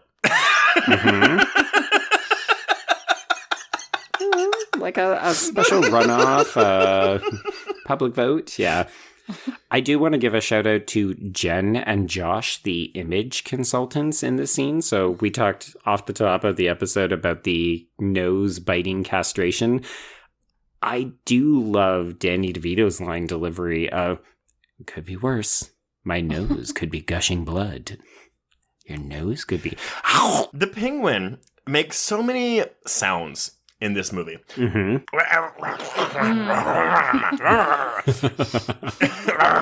I don't believe for a second that anyone in this town would be like, yeah, let's put this man in office. But that's what makes it so fun. Like, and this scene is disgusting. Our research shows us that the voters like people with fingers. I'm sorry, we also forgot this line. Oh yeah, like she's gonna blah blah blah something. I like to fill her void, teach her my French flipper trick. Oh gosh, yeah. Like this movie is horny. Yes. It's unabashedly. Yeah, just very horny. So good though. Like I feel like these are the kinds of things that parents saw and were very incensed about, but this all flew over my head. I got that he was a lecherous character who shouldn't be trusted, and that's what I took away from most of these scenes.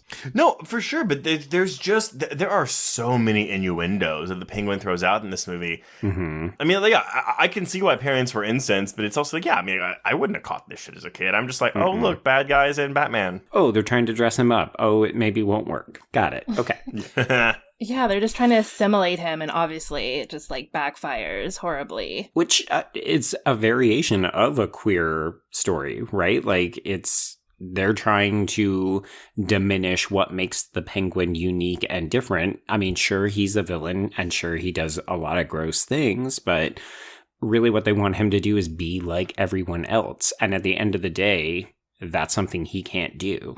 That's why he has to rebel, and he tries to burn the whole fucking city down. So, in an effort to sully the mayor's reputation, Oswald unleashes his crew again. So we get another night of damage and destruction. And we've got Catwoman showing up to do her own variation of this theme. So she goes to the Shrek department store and she has a little fun with her whip.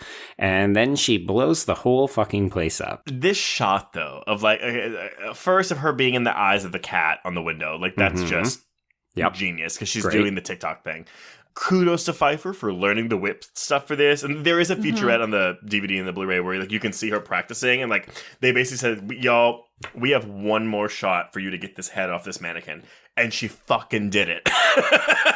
But also, like, why don't you just attach it to wires and have her do it and then yank the mannequin's head off? Come on. No, because she wanted to do it herself. She was like, I trained for so long. I've trained with this whip. Let me do it. Wow. And I think she still owns it, too. Like, I think there was, like, some Instagram posts like over the last few years of honoring the anniversary or something, and she like was in her backyard just like whipping about or something. Yes. Oh, wow. Yeah. Yeah. So she still got it. Like she probably just like riding a bicycle. She's just got the choreograph still down. I just go into the backyard, pull out the whip, and, you know, flick a few mannequin heads off just for fun. Oh my God. Can you imagine her hanging out with Laurie Strode in that fucking mannequin back room? Oh my God. I used to get starstruck. I don't anymore just because of what we do for work. And like we tend to meet people a lot. But Michelle Pfeiffer is one of those people where it's like, I would kill to meet her. And I know I probably never will. But I would just love to sit and just have a conversation with Michelle Pfeiffer over like one glass of wine. She seems like she'd be very fun. So we've got all this great whip stuff, but then for me, my bread and butter is when she just does all of these backflips out of the store, it explodes, and it ends with her turning to the Batman and the Penguin and just going, meow. This is the second time that we've had her do these long gymnastic sequences, which we had the first time in Catwoman's introductory sequence. Mm-hmm. And the sound design, too, with the vish, vish, vish, vish, vish, vish, vish.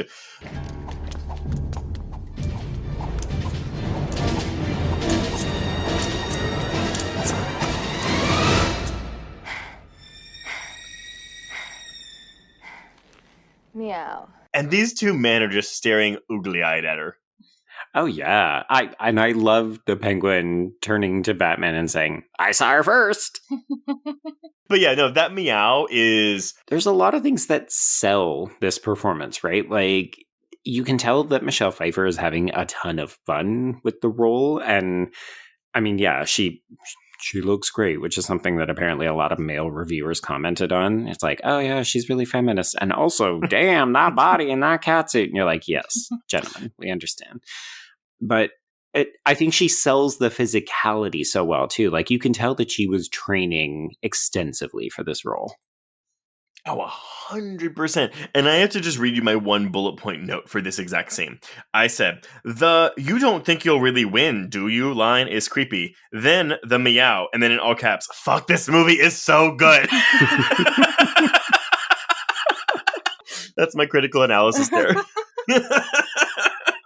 I can tell you put like a lot of thought and effort into it. I'm just picturing you like fangirling on your couch. So full disclosure, and this is not to discount my credibility for this, but I did take an edible at the very beginning of this movie, and around this time it started kicking in, and so as my notes go on, my notes are shorter and shorter and shorter, and they're just like linked single words. Actually, I'm just writing quotes down as I look going on. Right, just quotes and reactions, right? Because I've seen this movie like 50 times. I mean, I can't even tell you. That's poetic, just the way that it just synced up with her like acrobatics like that. Right. Is that like the same scene where like the police are just like, what is she? Like they can't comprehend like what this creature is, like if they should be like revolted or like, you know, desiring of this person, this like body that's just like whirling through the air. And then you're overpaid. Like, you're overpaid, and it's pretty much just like abolish the police. Like it's such like anarchistic impulses of like the kind of like the Triangle Circus gang, kind of like very destructive and anti-capitalist. Yeah, Alex, you're really pulling in like a lot of connections between the Penguin and his crew and Catwoman that I always just kind of thought, oh, okay, it's the traditional villain partnering up to go after the hero, but you're actually finding a lot of deeper connections between the two that I hadn't really considered. Oh, yeah. I guess it just also speaks to like the capitalist impulse of Christmas too. Like maybe that was his intention with just like the destruction of like, absolutely these beautiful displays. I love the idea that she is doing a lot of this property damage because she wants to hurt her boss who hurt her. But at the end of the day, she's also very much like, oh, he's a villain because he is only interested in himself. He's got this giant corporation that isn't doing anything for anyone. You know, even the reveal later that the gifts that he threw out at the first tree lighting, which he calls expensive baubles, are actually just cheap trinkets that he got that make him look better. And you're just like, oh my God, that is such a fucking villain, like egotistical villain thing to do. So she makes her escape, and the Batman and the Penguin go their separate ways, and Batman ends up fighting her / fucking her on this roof. I do look. So hey, we get this helicopter umbrella, which it's so fucking good, dazzly, yeah. Well, but the cinematography here. So sorry, maybe just the way this is shot is we see him go up. The camera pans to the right, and we just see Catwoman like, "Oh, look at that penguin fly up in the air like that," and then we get this sex fight scene. I don't know about y'all, but how could you? I'm a woman. It's the best. It is the best. It's absolutely great. The way that she plays off Batman's machismo is one of the more impressive things. And I think that's why even conventional critics at the time were taking note of the feminist messaging, because she really capitalizes on the fact that he thinks he can't hit her. And she's like, oh, well, I'm going to sure as fuck hit you. Like, and also even just the kind of jokey feminization of her weapons where she keeps breaking nails off every time she hits him, but they also end up getting implanted in him. Like, he is plucking her out of his skin the whole movie. Yeah, they're like penetrating his skin, like physically, like, reverse kind of sexual innuendo. She's penetrating him. Well, it's very reflective of the kind of S&M read of this film, right? Like, their relationship is all about hurting one another, getting one up on the other.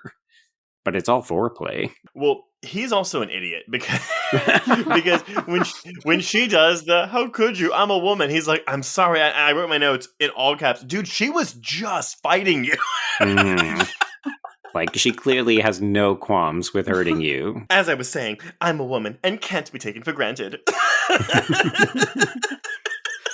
I mean, at the end of the day, he kind of gets the best of her because she gets a claw in him, but he napalms her fucking arm and then kills her by dropping her into a truck bed of kitty litter.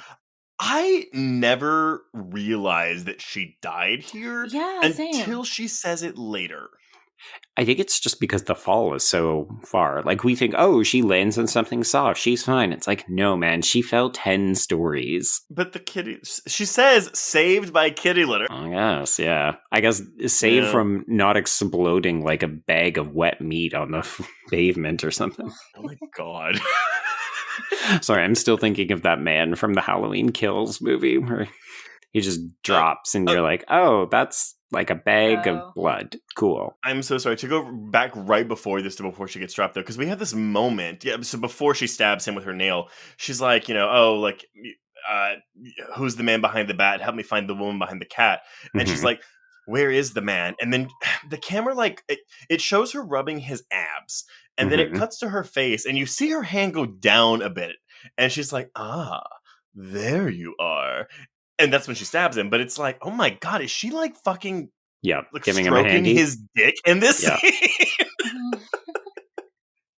I'm just searching for a little bit of exposed skin and maybe also a dick. Yep.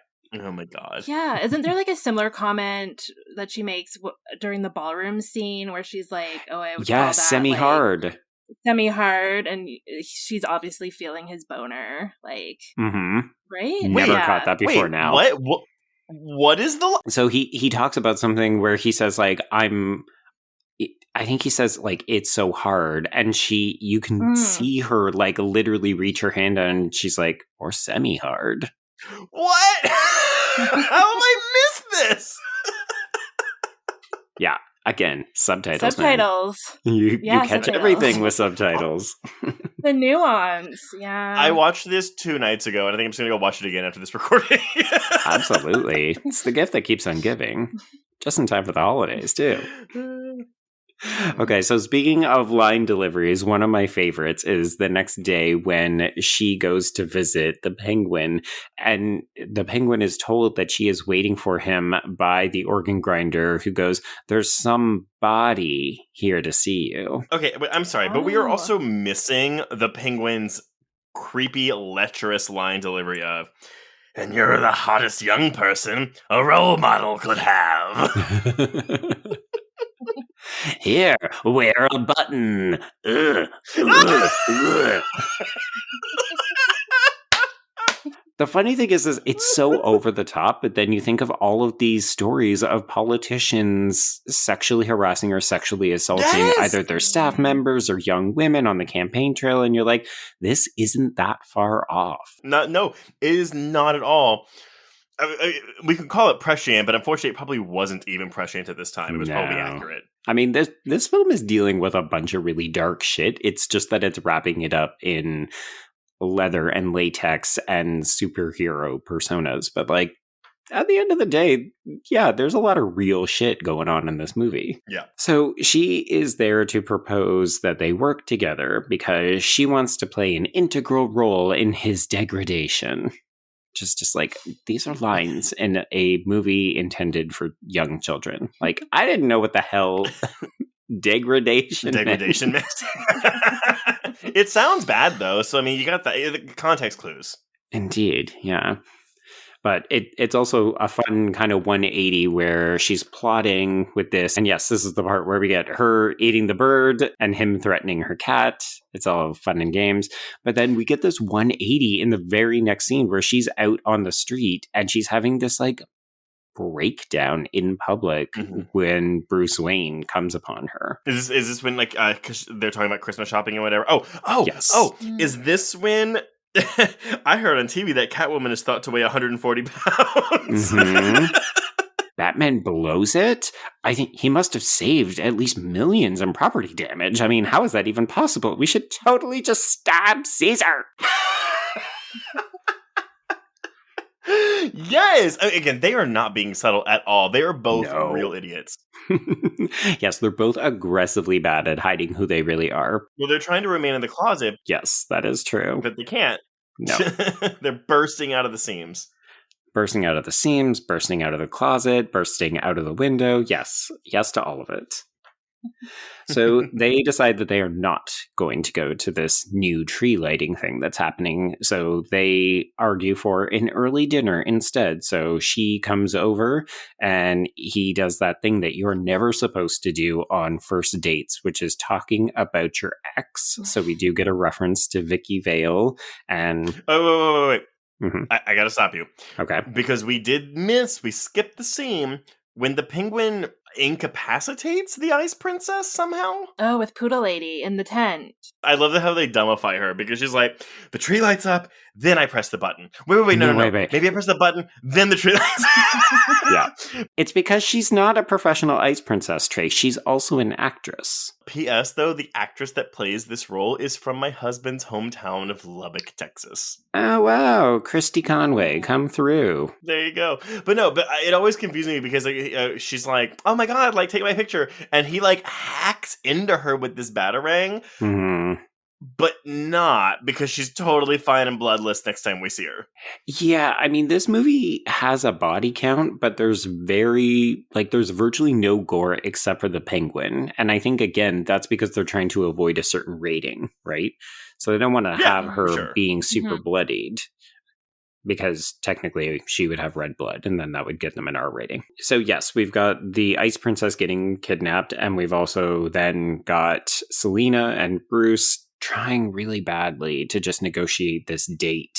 And, when talking doesn't work, they settle for making out. But of course, they've each got their respective war wounds that they're trying to make sure the other one doesn't find. And they're better at avoiding that. So thankfully, they realize what time it is and they run off so that they can suit up for their respective outings for the evening. But of course, we also have Alfred, Michael Gough, having to play some kind of mediator damage control, and you can just tell he's like, I'm too fucking old to deal with this shit. Aren't you mad that we don't get to hear his dirty limerick?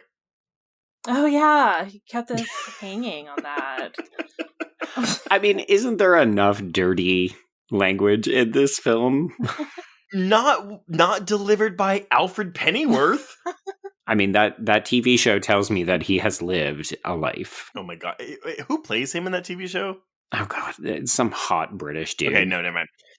I was about to say, isn't it Jeremy Irons? But no, Jeremy Irons plays Alfred in the Snyderverse movie. There we go. Yeah. Not correct, sir. So despite locking the Batmobile, the circus crew is very, very easily able to disarm and then rewire it.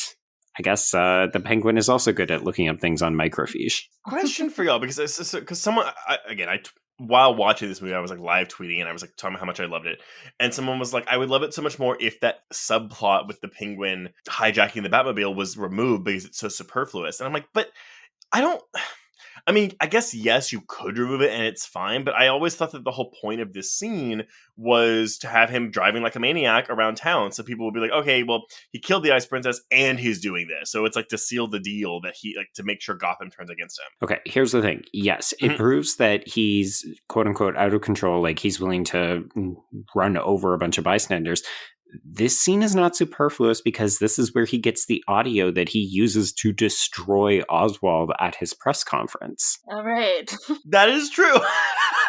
I mean, hypothetically, you could have it occur in some other way. It's just like, oh, I got a recording while you were talking up on the rooftop before you killed the Ice Princess. But in this particular case, I would argue this scene needs to be in here, if only to see Danny DeVito in one of those like dollar store like facsimiles of the Batmobile. Like you put a quarter in it and it shakes for 30 seconds. That is camp. That is camp in this movie. It is so love it.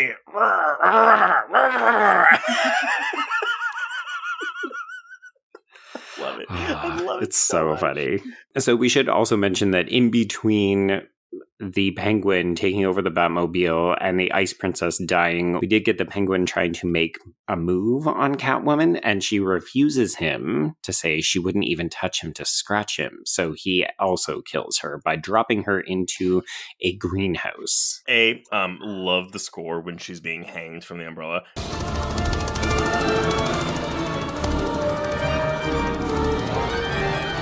We also, I don't know, I'm assuming this was intentional, but before he does this to her, we get this Beauty and the Beast reference where he's like, Beauty and the Beast, which is a callback, I believe, to the first movie whenever Joker's dancing with Kim Basinger, and he's like, but if anyone else calls you Beast, I'll kill them. Right. Or whatever he says.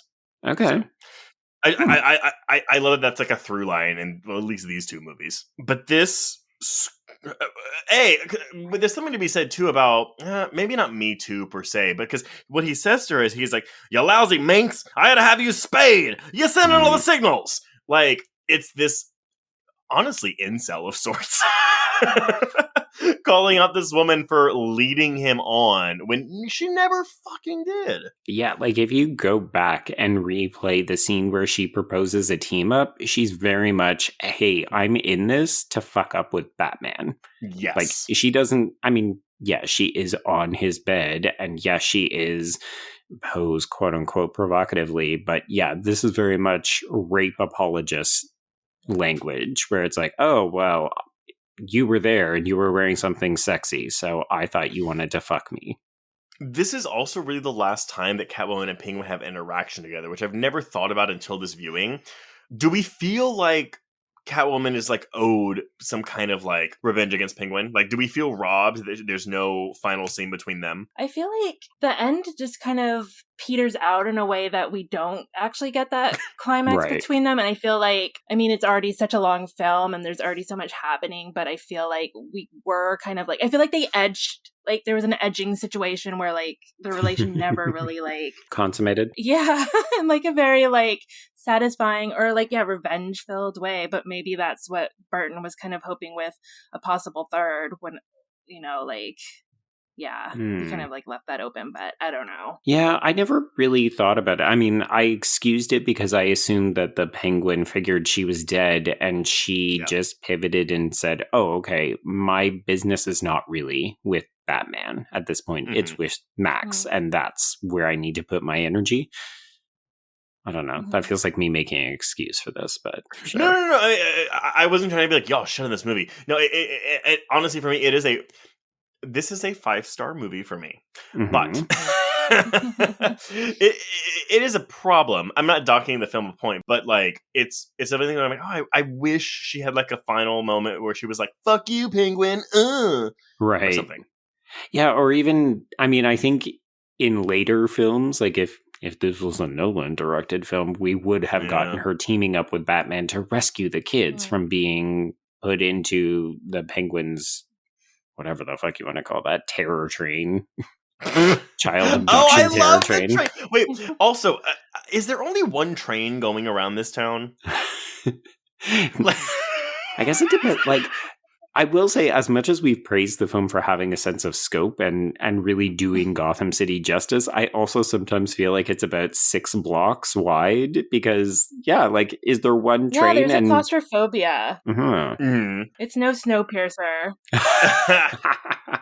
But again, that's where kind of like the camp sentiment comes. Like, Joe and I have talked about this a lot before, where I'm like, I am very willing to forgive gaps in logic in a film script or screenplay if it errs on the side of camp or ridiculousness, because I feel like there's a self-awareness there where, again, like the fucking election line where it's like, don't worry about it. Like, this movie knows there are plot holes, and they are just like, but we don't care. Yeah, I wonder how much of it also gets excused because the assumption is, well, this is for kids or families, and at the end of the day, the logistics are slightly less important than providing a good time. Okay, both of you tell me, when they were making this movie, when they were filming scenes with the penguins talking about pussy and all this shit, do you really think they had the kiddies in mind when they were making this movie? No. The answer is no. Maybe Warner Brothers did, but Tim Burton did not. I mean, yeah, I think they are probably having a laugh behind the Warner Brothers suits back, saying, I can't believe we're going to get away with all of this because Tim Burton basically gets carte blanche to do what he wants. But you have to believe at a certain point they know that they're going to have to get it by censors, that they are going to have to do test screenings, that, like, there's a McDonald's endorsement deal on the line and so on. Yeah, in many ways, I think it does feel kind of anti-kid, but also just conscious of the fact that they will try to get away with as much as possible.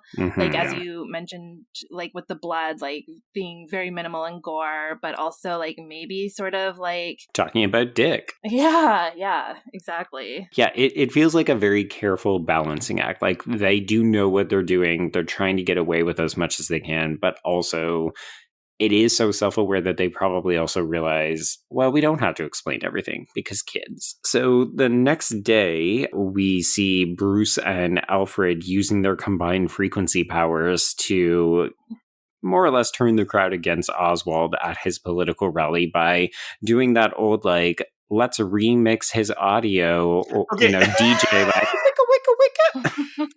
I love. Here's the thing: Bruce Wayne in this universe is he's such a geek.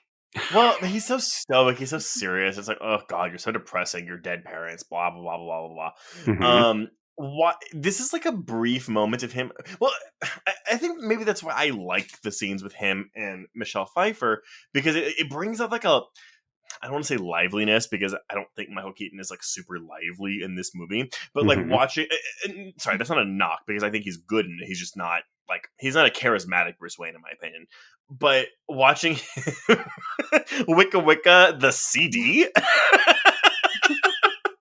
Did that make it onto the score? Like, is that on the score? No, it did not. That you listened to, or no? There's not like an interval of like that, like CD rep. Okay. Oh my god! If only though, right? Maybe the remixed album. It's on the Japanese bootleg. Yeah. The 18-hour bootleg. Yeah. Yeah. So this does not go well for Penguin. He is basically like, the crowd just immediately turns against him. So he gives up on his entire plan, goes back to the sewers and says, okay, well, now it's time to abduct and drown all of the firstborn sons of Gotham. And I do appreciate that we get a clown who says, killing kids, that's a little, and then of course that person is just immediately killed. No, it's a lot. That's what he says. But also, okay, so like, what was the killing of the children, like, was he gonna do it when he became mayor no matter what, or was it like a, hey, if this doesn't work out, then I'm gonna kill these kids? Good. There's no answer to that question. It doesn't matter. I'm inclined to think that he was going to keep it as a backup plan, but maybe with the intention of using it whenever something bad happened. Like, oh, somebody spilled a drink on me at a political function. Well, fuck you! All of the firstborn boys in Gotham. It's almost like he's internalizing self-hatred over his like own like rejection almost, because like he was like the firstborn of his family, and it just reads very like self-deprecating in a way. Well, so as queer people, I know that the Penguin is a despicable figure, but like, do y'all find empathy? Do you empathize with the Penguin at all? Because when he was rejected, he was not aware of what was being done to him at the time, which honestly feels like even worse. Which is something that doesn't happen to queer people, because obviously, like, when you're rejected as a queer person, it's normally when you're older and you're coming into your own. But I feel like that feeling of rejection is something we can all relate to, and almost find a bit of catharsis in his master plan to get back at every family who accepted their firstborn child. And I'm not saying I approve of his plan, by the way, but it's just a thing where it's like, I get it. Yeah, I feel like his character has like a lot of pathos, maybe like in a way that Catwoman doesn't even, or like Batman. There is like this element of like, I feel like I root for that like comeuppance, like maybe more. And like as I rewatch, like even this most recent rewatch, I do feel like a bit of an affinity with Penguin, just as like this like very discarded gay sewer gremlin. That's just like, I'm also dispatching from a basement and like underground subterranean lair wearing like 40 sweaters because it's so cold. So like I feel there's a kinship. There is a kinship. I think you just gave us our subtitle for the episode with gay sewer gremlin, by the way. Oh my God. Oh really? That's amazing. I agree with Alex that there's a pathos to the character. He is a little bit pathetic, but I don't find catharsis in his plan, because I think I'm with the jolly clown who gets murdered. I think it's a bit much. I think had he prioritized going after who he ultimately goes after, like had he said, I'm going to kill Chip Shrek, that seems like a person who is worthy of being targeted for this, because we don't know any of the other upper crust members of Gotham. We don't even see kids. There's like no kids in the family. I mean, in the movie. Yeah, like until we see them put in the train car, we barely, like, that's the first time we see children. Oh. I'm sorry, all the firstborn children of Gotham that fit in this train. So the 5 children of Gotham. Yes. I will say there's also like some discomfort with the idea of loading children into a train, like a packed train car. I'm like, that gives certain connotations to like concentration camps. I was saying, are you talking like Holocaust stuff? Yeah. Okay, well, yeah, especially since there's so much influence with like German expressionist cinema and like the history there with Well, and I know we touched on the expressions in the beginning, but like, it's just the way the architecture looks here, and they use shadows more in the beginning of this movie. Like, there's a really good shot of before we've met the Penguin, of the Penguin running down like the sewer hallway, but we just see a silhouette on the wall. There's some really haunting imagery, and I realize we're late in the episode to be saying this, but I think this is the most horror centric Batman movie. I wouldn't call it a horror film, but there is plenty of horrifying imagery and ideas in this film, which I think merits coverage here. But absolutely, it's just so creepy. Yeah. And watching Danny DeVito eat a raw fish is also horrifying. Also, my mom wouldn't let me watch it as a kid. Okay, so we have danced around all of the juicy stuff, but we need to get to like the really important scene, because it's, to me, where this film's emotional component lies, and that is the dance scene at Max Schreck's masquerade party. So the reason that I think this scene is most important is because it's not just where Bruce and Selina discover, oh shit, the person that I've been courting is also the person that I've been fighting. Like, there's something very poetic about that, but I just think that this is also the best acting in the movie. Like, if you haven't invested in this relationship, I think this is the scene that makes you appreciate how really, truly fucked up these two people are. Yes. But I also feel like this is when, like, Bruce and Selina are actually the masks, and Batman and Catwoman are really who they are. And this is the scene that interchanges between that really, really well for me. I wrote in my notes, in all caps, they're at a mask and they're the only ones not wearing masks, even though they're the only ones who wear masks in their everyday lives. Do you get it? Yes, exactly. And, like, it's a funny joke because Max Schreck actually makes a comment to Bruce about, oh, you know, you're an entitled, eccentric playboy millionaire guy. And it's just like, Max, you don't get it. Like, literally, he's wearing the mask right now. The face mask is Bruce Wayne. We haven't mentioned the song, but this is like the Susie and the Banshees, you know, face song, which it's is so, it's everything. And I will agree with you. I mean, I've never considered thinking about acting in various points of the film, but like, yeah, this is. I think I've talked about this on this show before, but like, there's something about when someone who is about to cry, where their eyes water up, but they're not actually crying yet.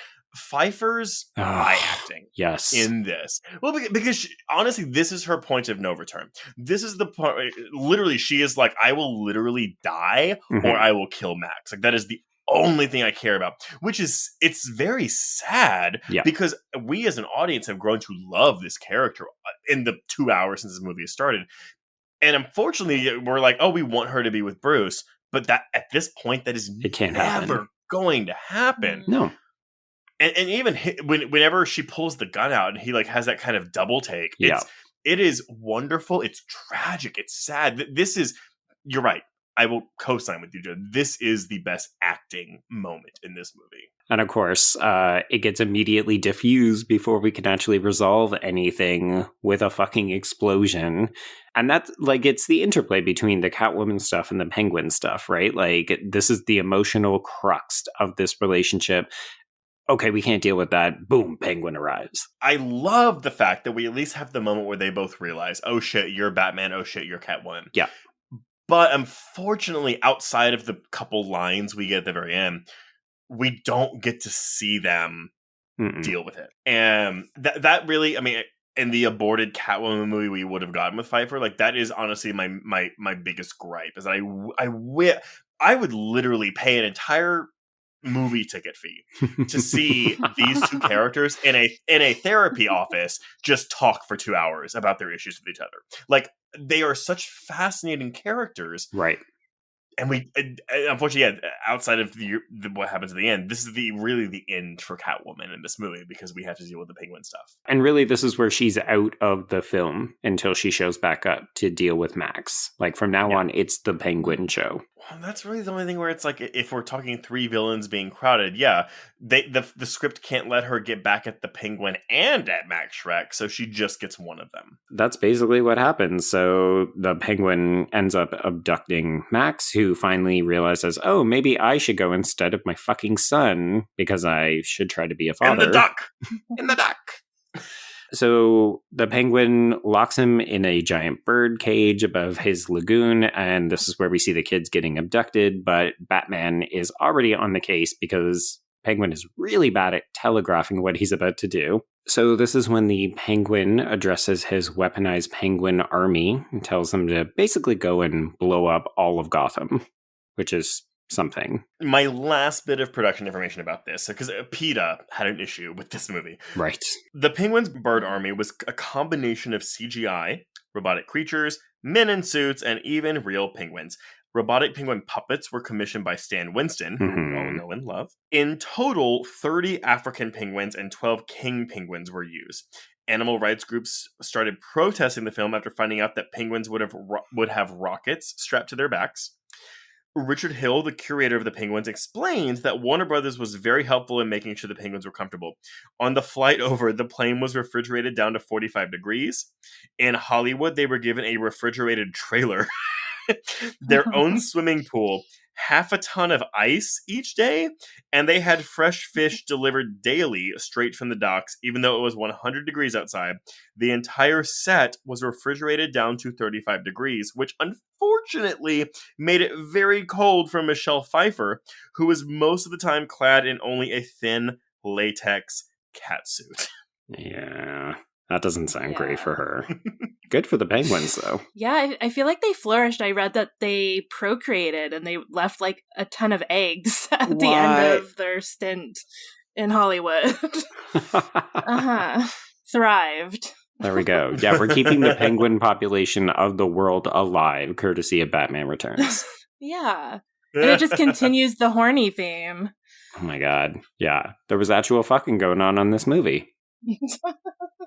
Yeah. Okay, so then we get these great scenes of these penguins moving towards the center of the city because, of course, we've got Gotham Plaza set. We've got to reuse that motherfucker. And do y'all like the Penguin Army? I think it's fine. No, it's so fun. I mean, I like it because of the score. I like the score a lot.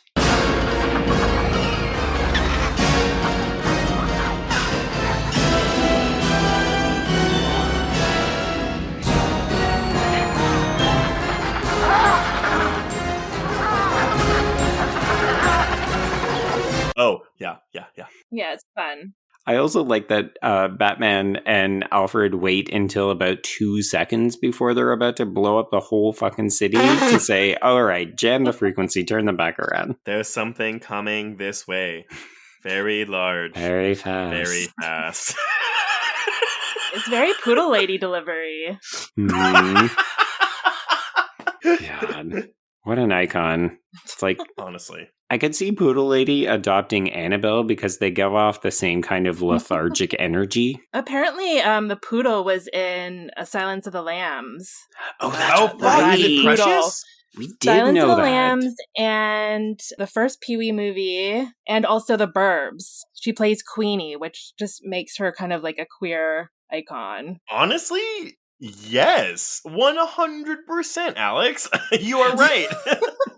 This was her last film before retiring. Yeah. Aww. Oh my god. I'm a bit of a Darla historian, honestly. I did a bit of a deep dive on Darla. She has a Wikipedia page. So. She that's does. amazing. Oh. And apparently her kink was stealing socks. Like that was her little like mischievous wink to her life on Earth. Wow. Man. Yeah, because this dog is dead, because this movie's a long time ago. Oh my god. I'm sorry. It died a year later. No. Oh, she didn't even get to enjoy her retirement. No. She retired and then Darla. died that same year. Oh, You know what? God. You got to keep working. Retirement is death. Fine. Terrible. We love dogs. Okay, so all the penguins get turned back around. Penguin is very upset. He tries to flee when he realizes, oh, everyone's abandoning me a third fucking time. So I do love this sequence of all the henchmen like backing away, Slinking running away. yeah. Poodle Lady like backs away into the dark. It's a really Mhm. chilling shot. But then the shot of this rubber duck I love going it. up the stairs. Mhm. It's so good. It's like a monster truck, only it's a rubber ducky. Yes. I also love that it gets decapitated by the bat wing thing. It is a scene where Batman's like, well, there's a fork in the road coming up, but it looks like on my radar the penguin's going outside. So let me take this left turn right here. Into a wall. Hope it works out for me. Yep. Yeah, he gets lucky here. This could have been some really bad structural damage. He could have just exploded. So yes, he prevents Oswald from escaping, and he ends up plunging what looks about 100 feet into the lagoon pool below. So big surprise that Oswald doesn't recover from these injuries. Rats with wings, do your thing. Not so much in this case. I mean, they did their thing. They knocked him off the edge. I mean, sure, but again, murder. I mean, it's a bat. So let's go back to Max Schreck. He manages to escape from his big bad bird cage, and this is when Selena is there waiting for him, but he does grab a gun as he's being dragged away. it's so boring when Batman intervenes and says like, no, we should use the criminal justice system. Let him pay through conventional means. And Selina's like, what the fuck are you talking about? Look at how we're all dressed. This is not going to happen. Fetch is not going to happen. I mean, I'm trying to bring in the Mean Girls because we got the Waters connection, right? Y'all, that is a fascinating piece of trivia. And y'all did not give me shit for that. No, it's too common knowledge, sweetie. No one knows that shit. Folks, write into Trace if you knew this beforehand.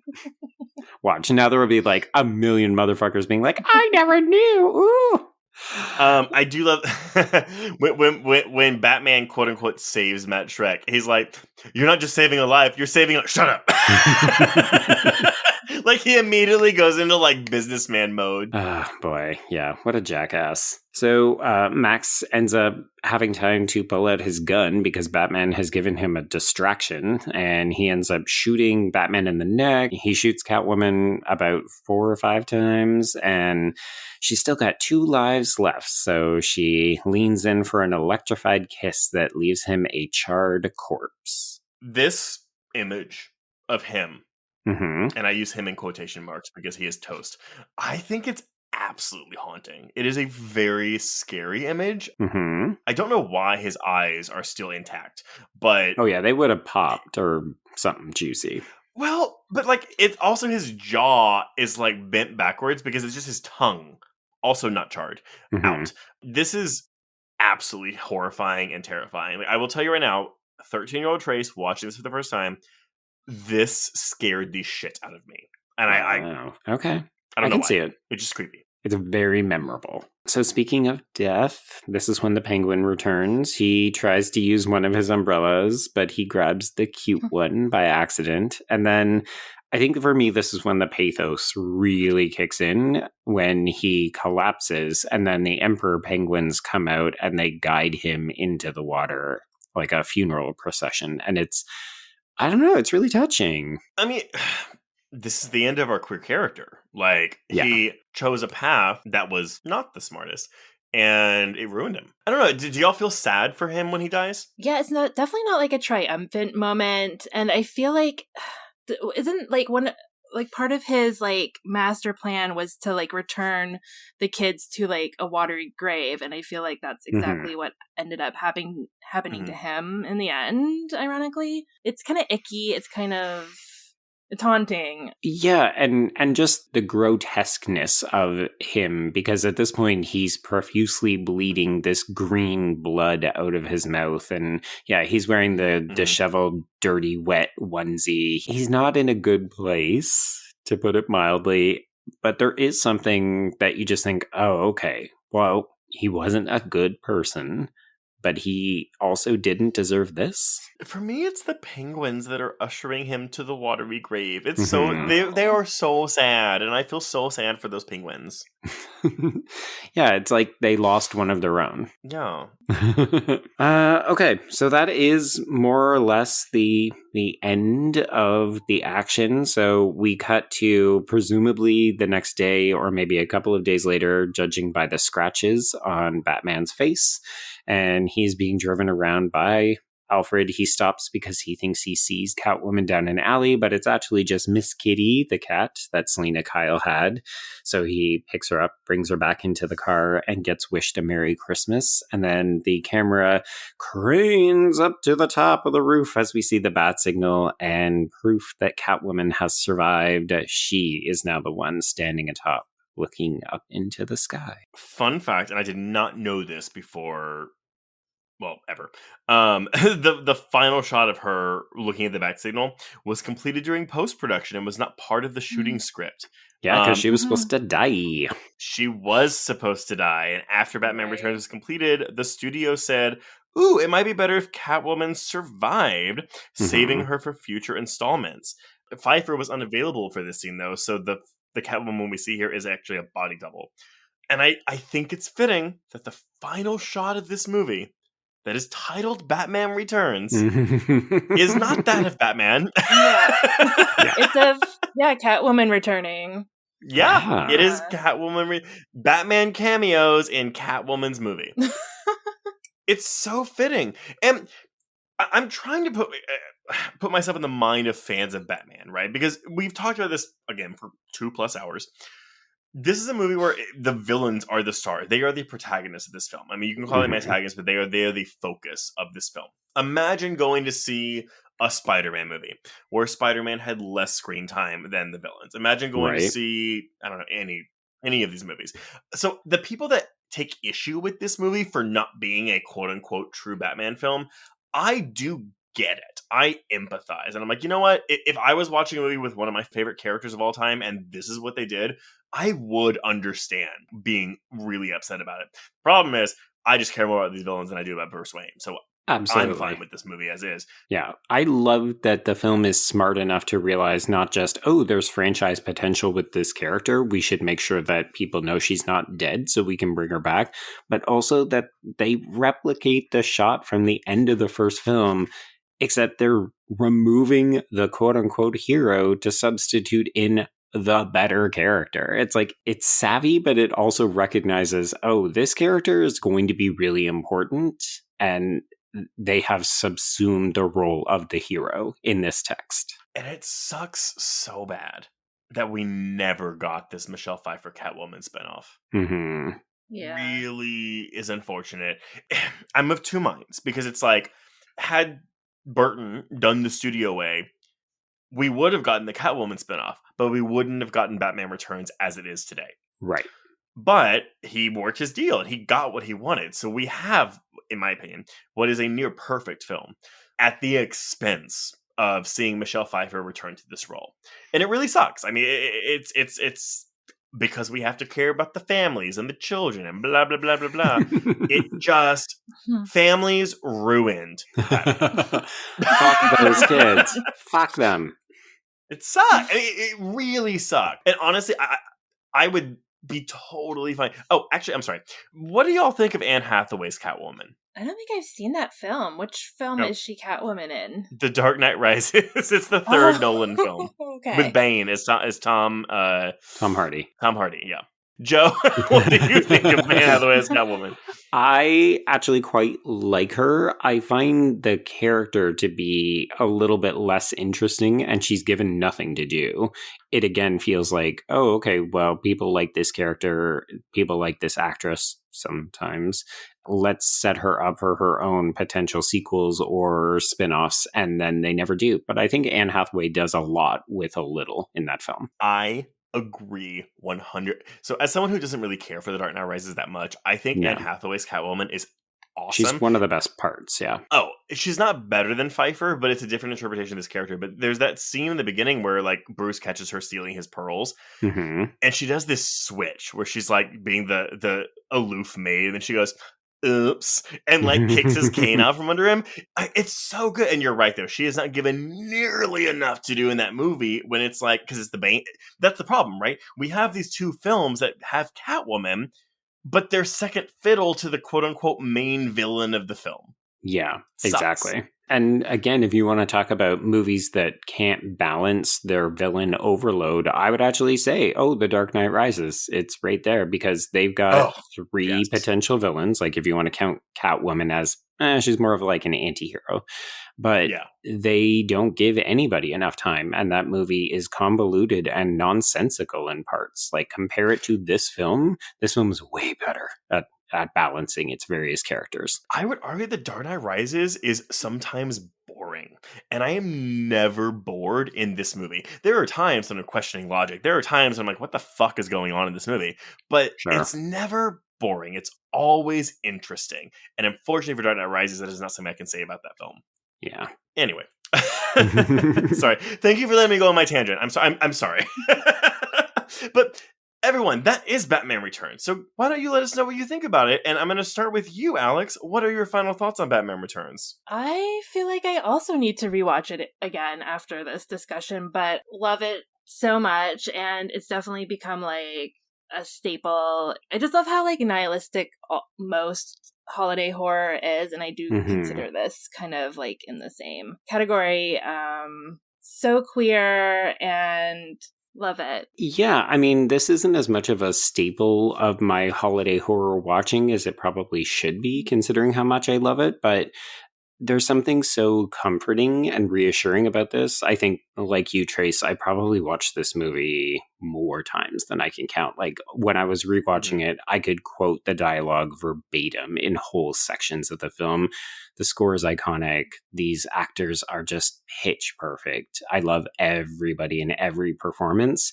And you're right, this film is so weird and sexy and horny and just kooky.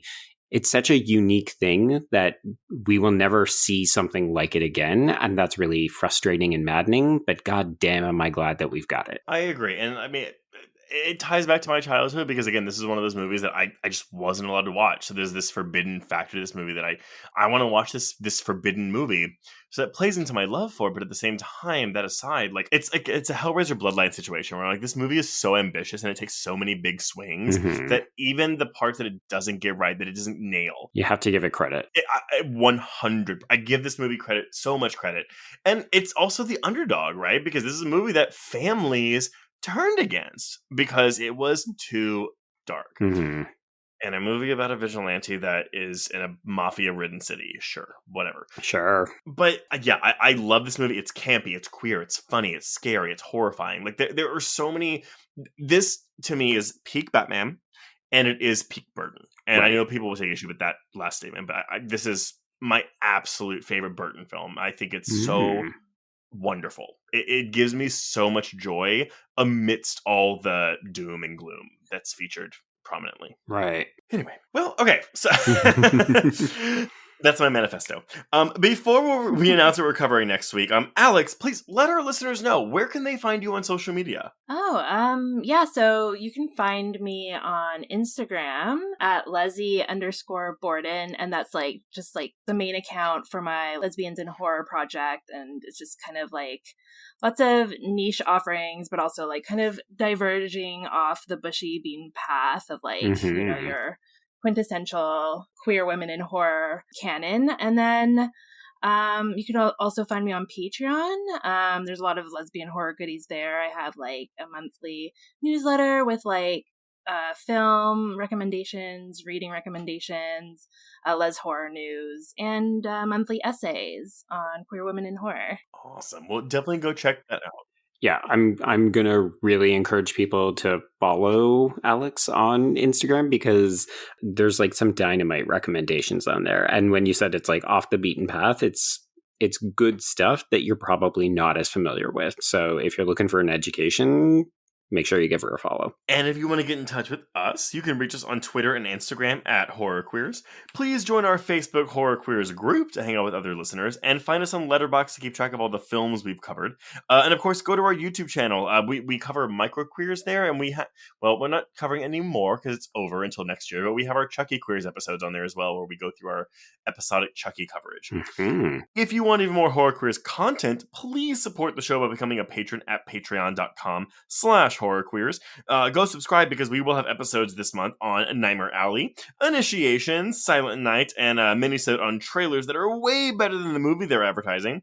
And we'll also have a Christmas gift, a holiday gift, in an audio commentary on Joe Dante's Gremlins. Yeah. So go check that out. But, Joe, well, we're not really covering anything next week. What are we doing next week? Okay, so next week is the 25th anniversary of Scream, and like the good queer horror aficionados that we are, we can't let it go by without recognizing it.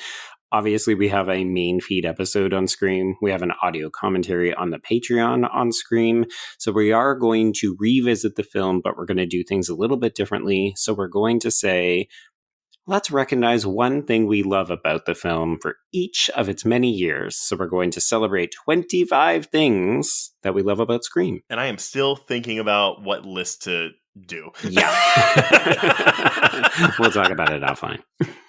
We'll talk about it offline. But until next week, everyone, that has been Batman Returns. And we can cross out Batman Returns.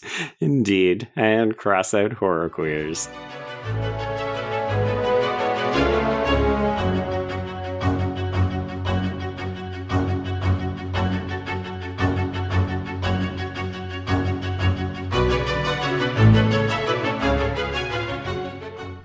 It was late in the afternoon when the Professor and I took our way towards the east, whence I knew Jonathan was coming. Jonathan Harker has asked me to note this, as he says he is hardly equal to the task, and he wants an exact record kept. Dear Madam Mina, I have read your husband's so wonderful diary. Strange and terrible as it is true. I will pledge my life on it. God preserve my sanity, for to this I am reduced. Safety and the assurance of safety are things of the past. I am in hopes that I shall see more of you at Castle Dracula.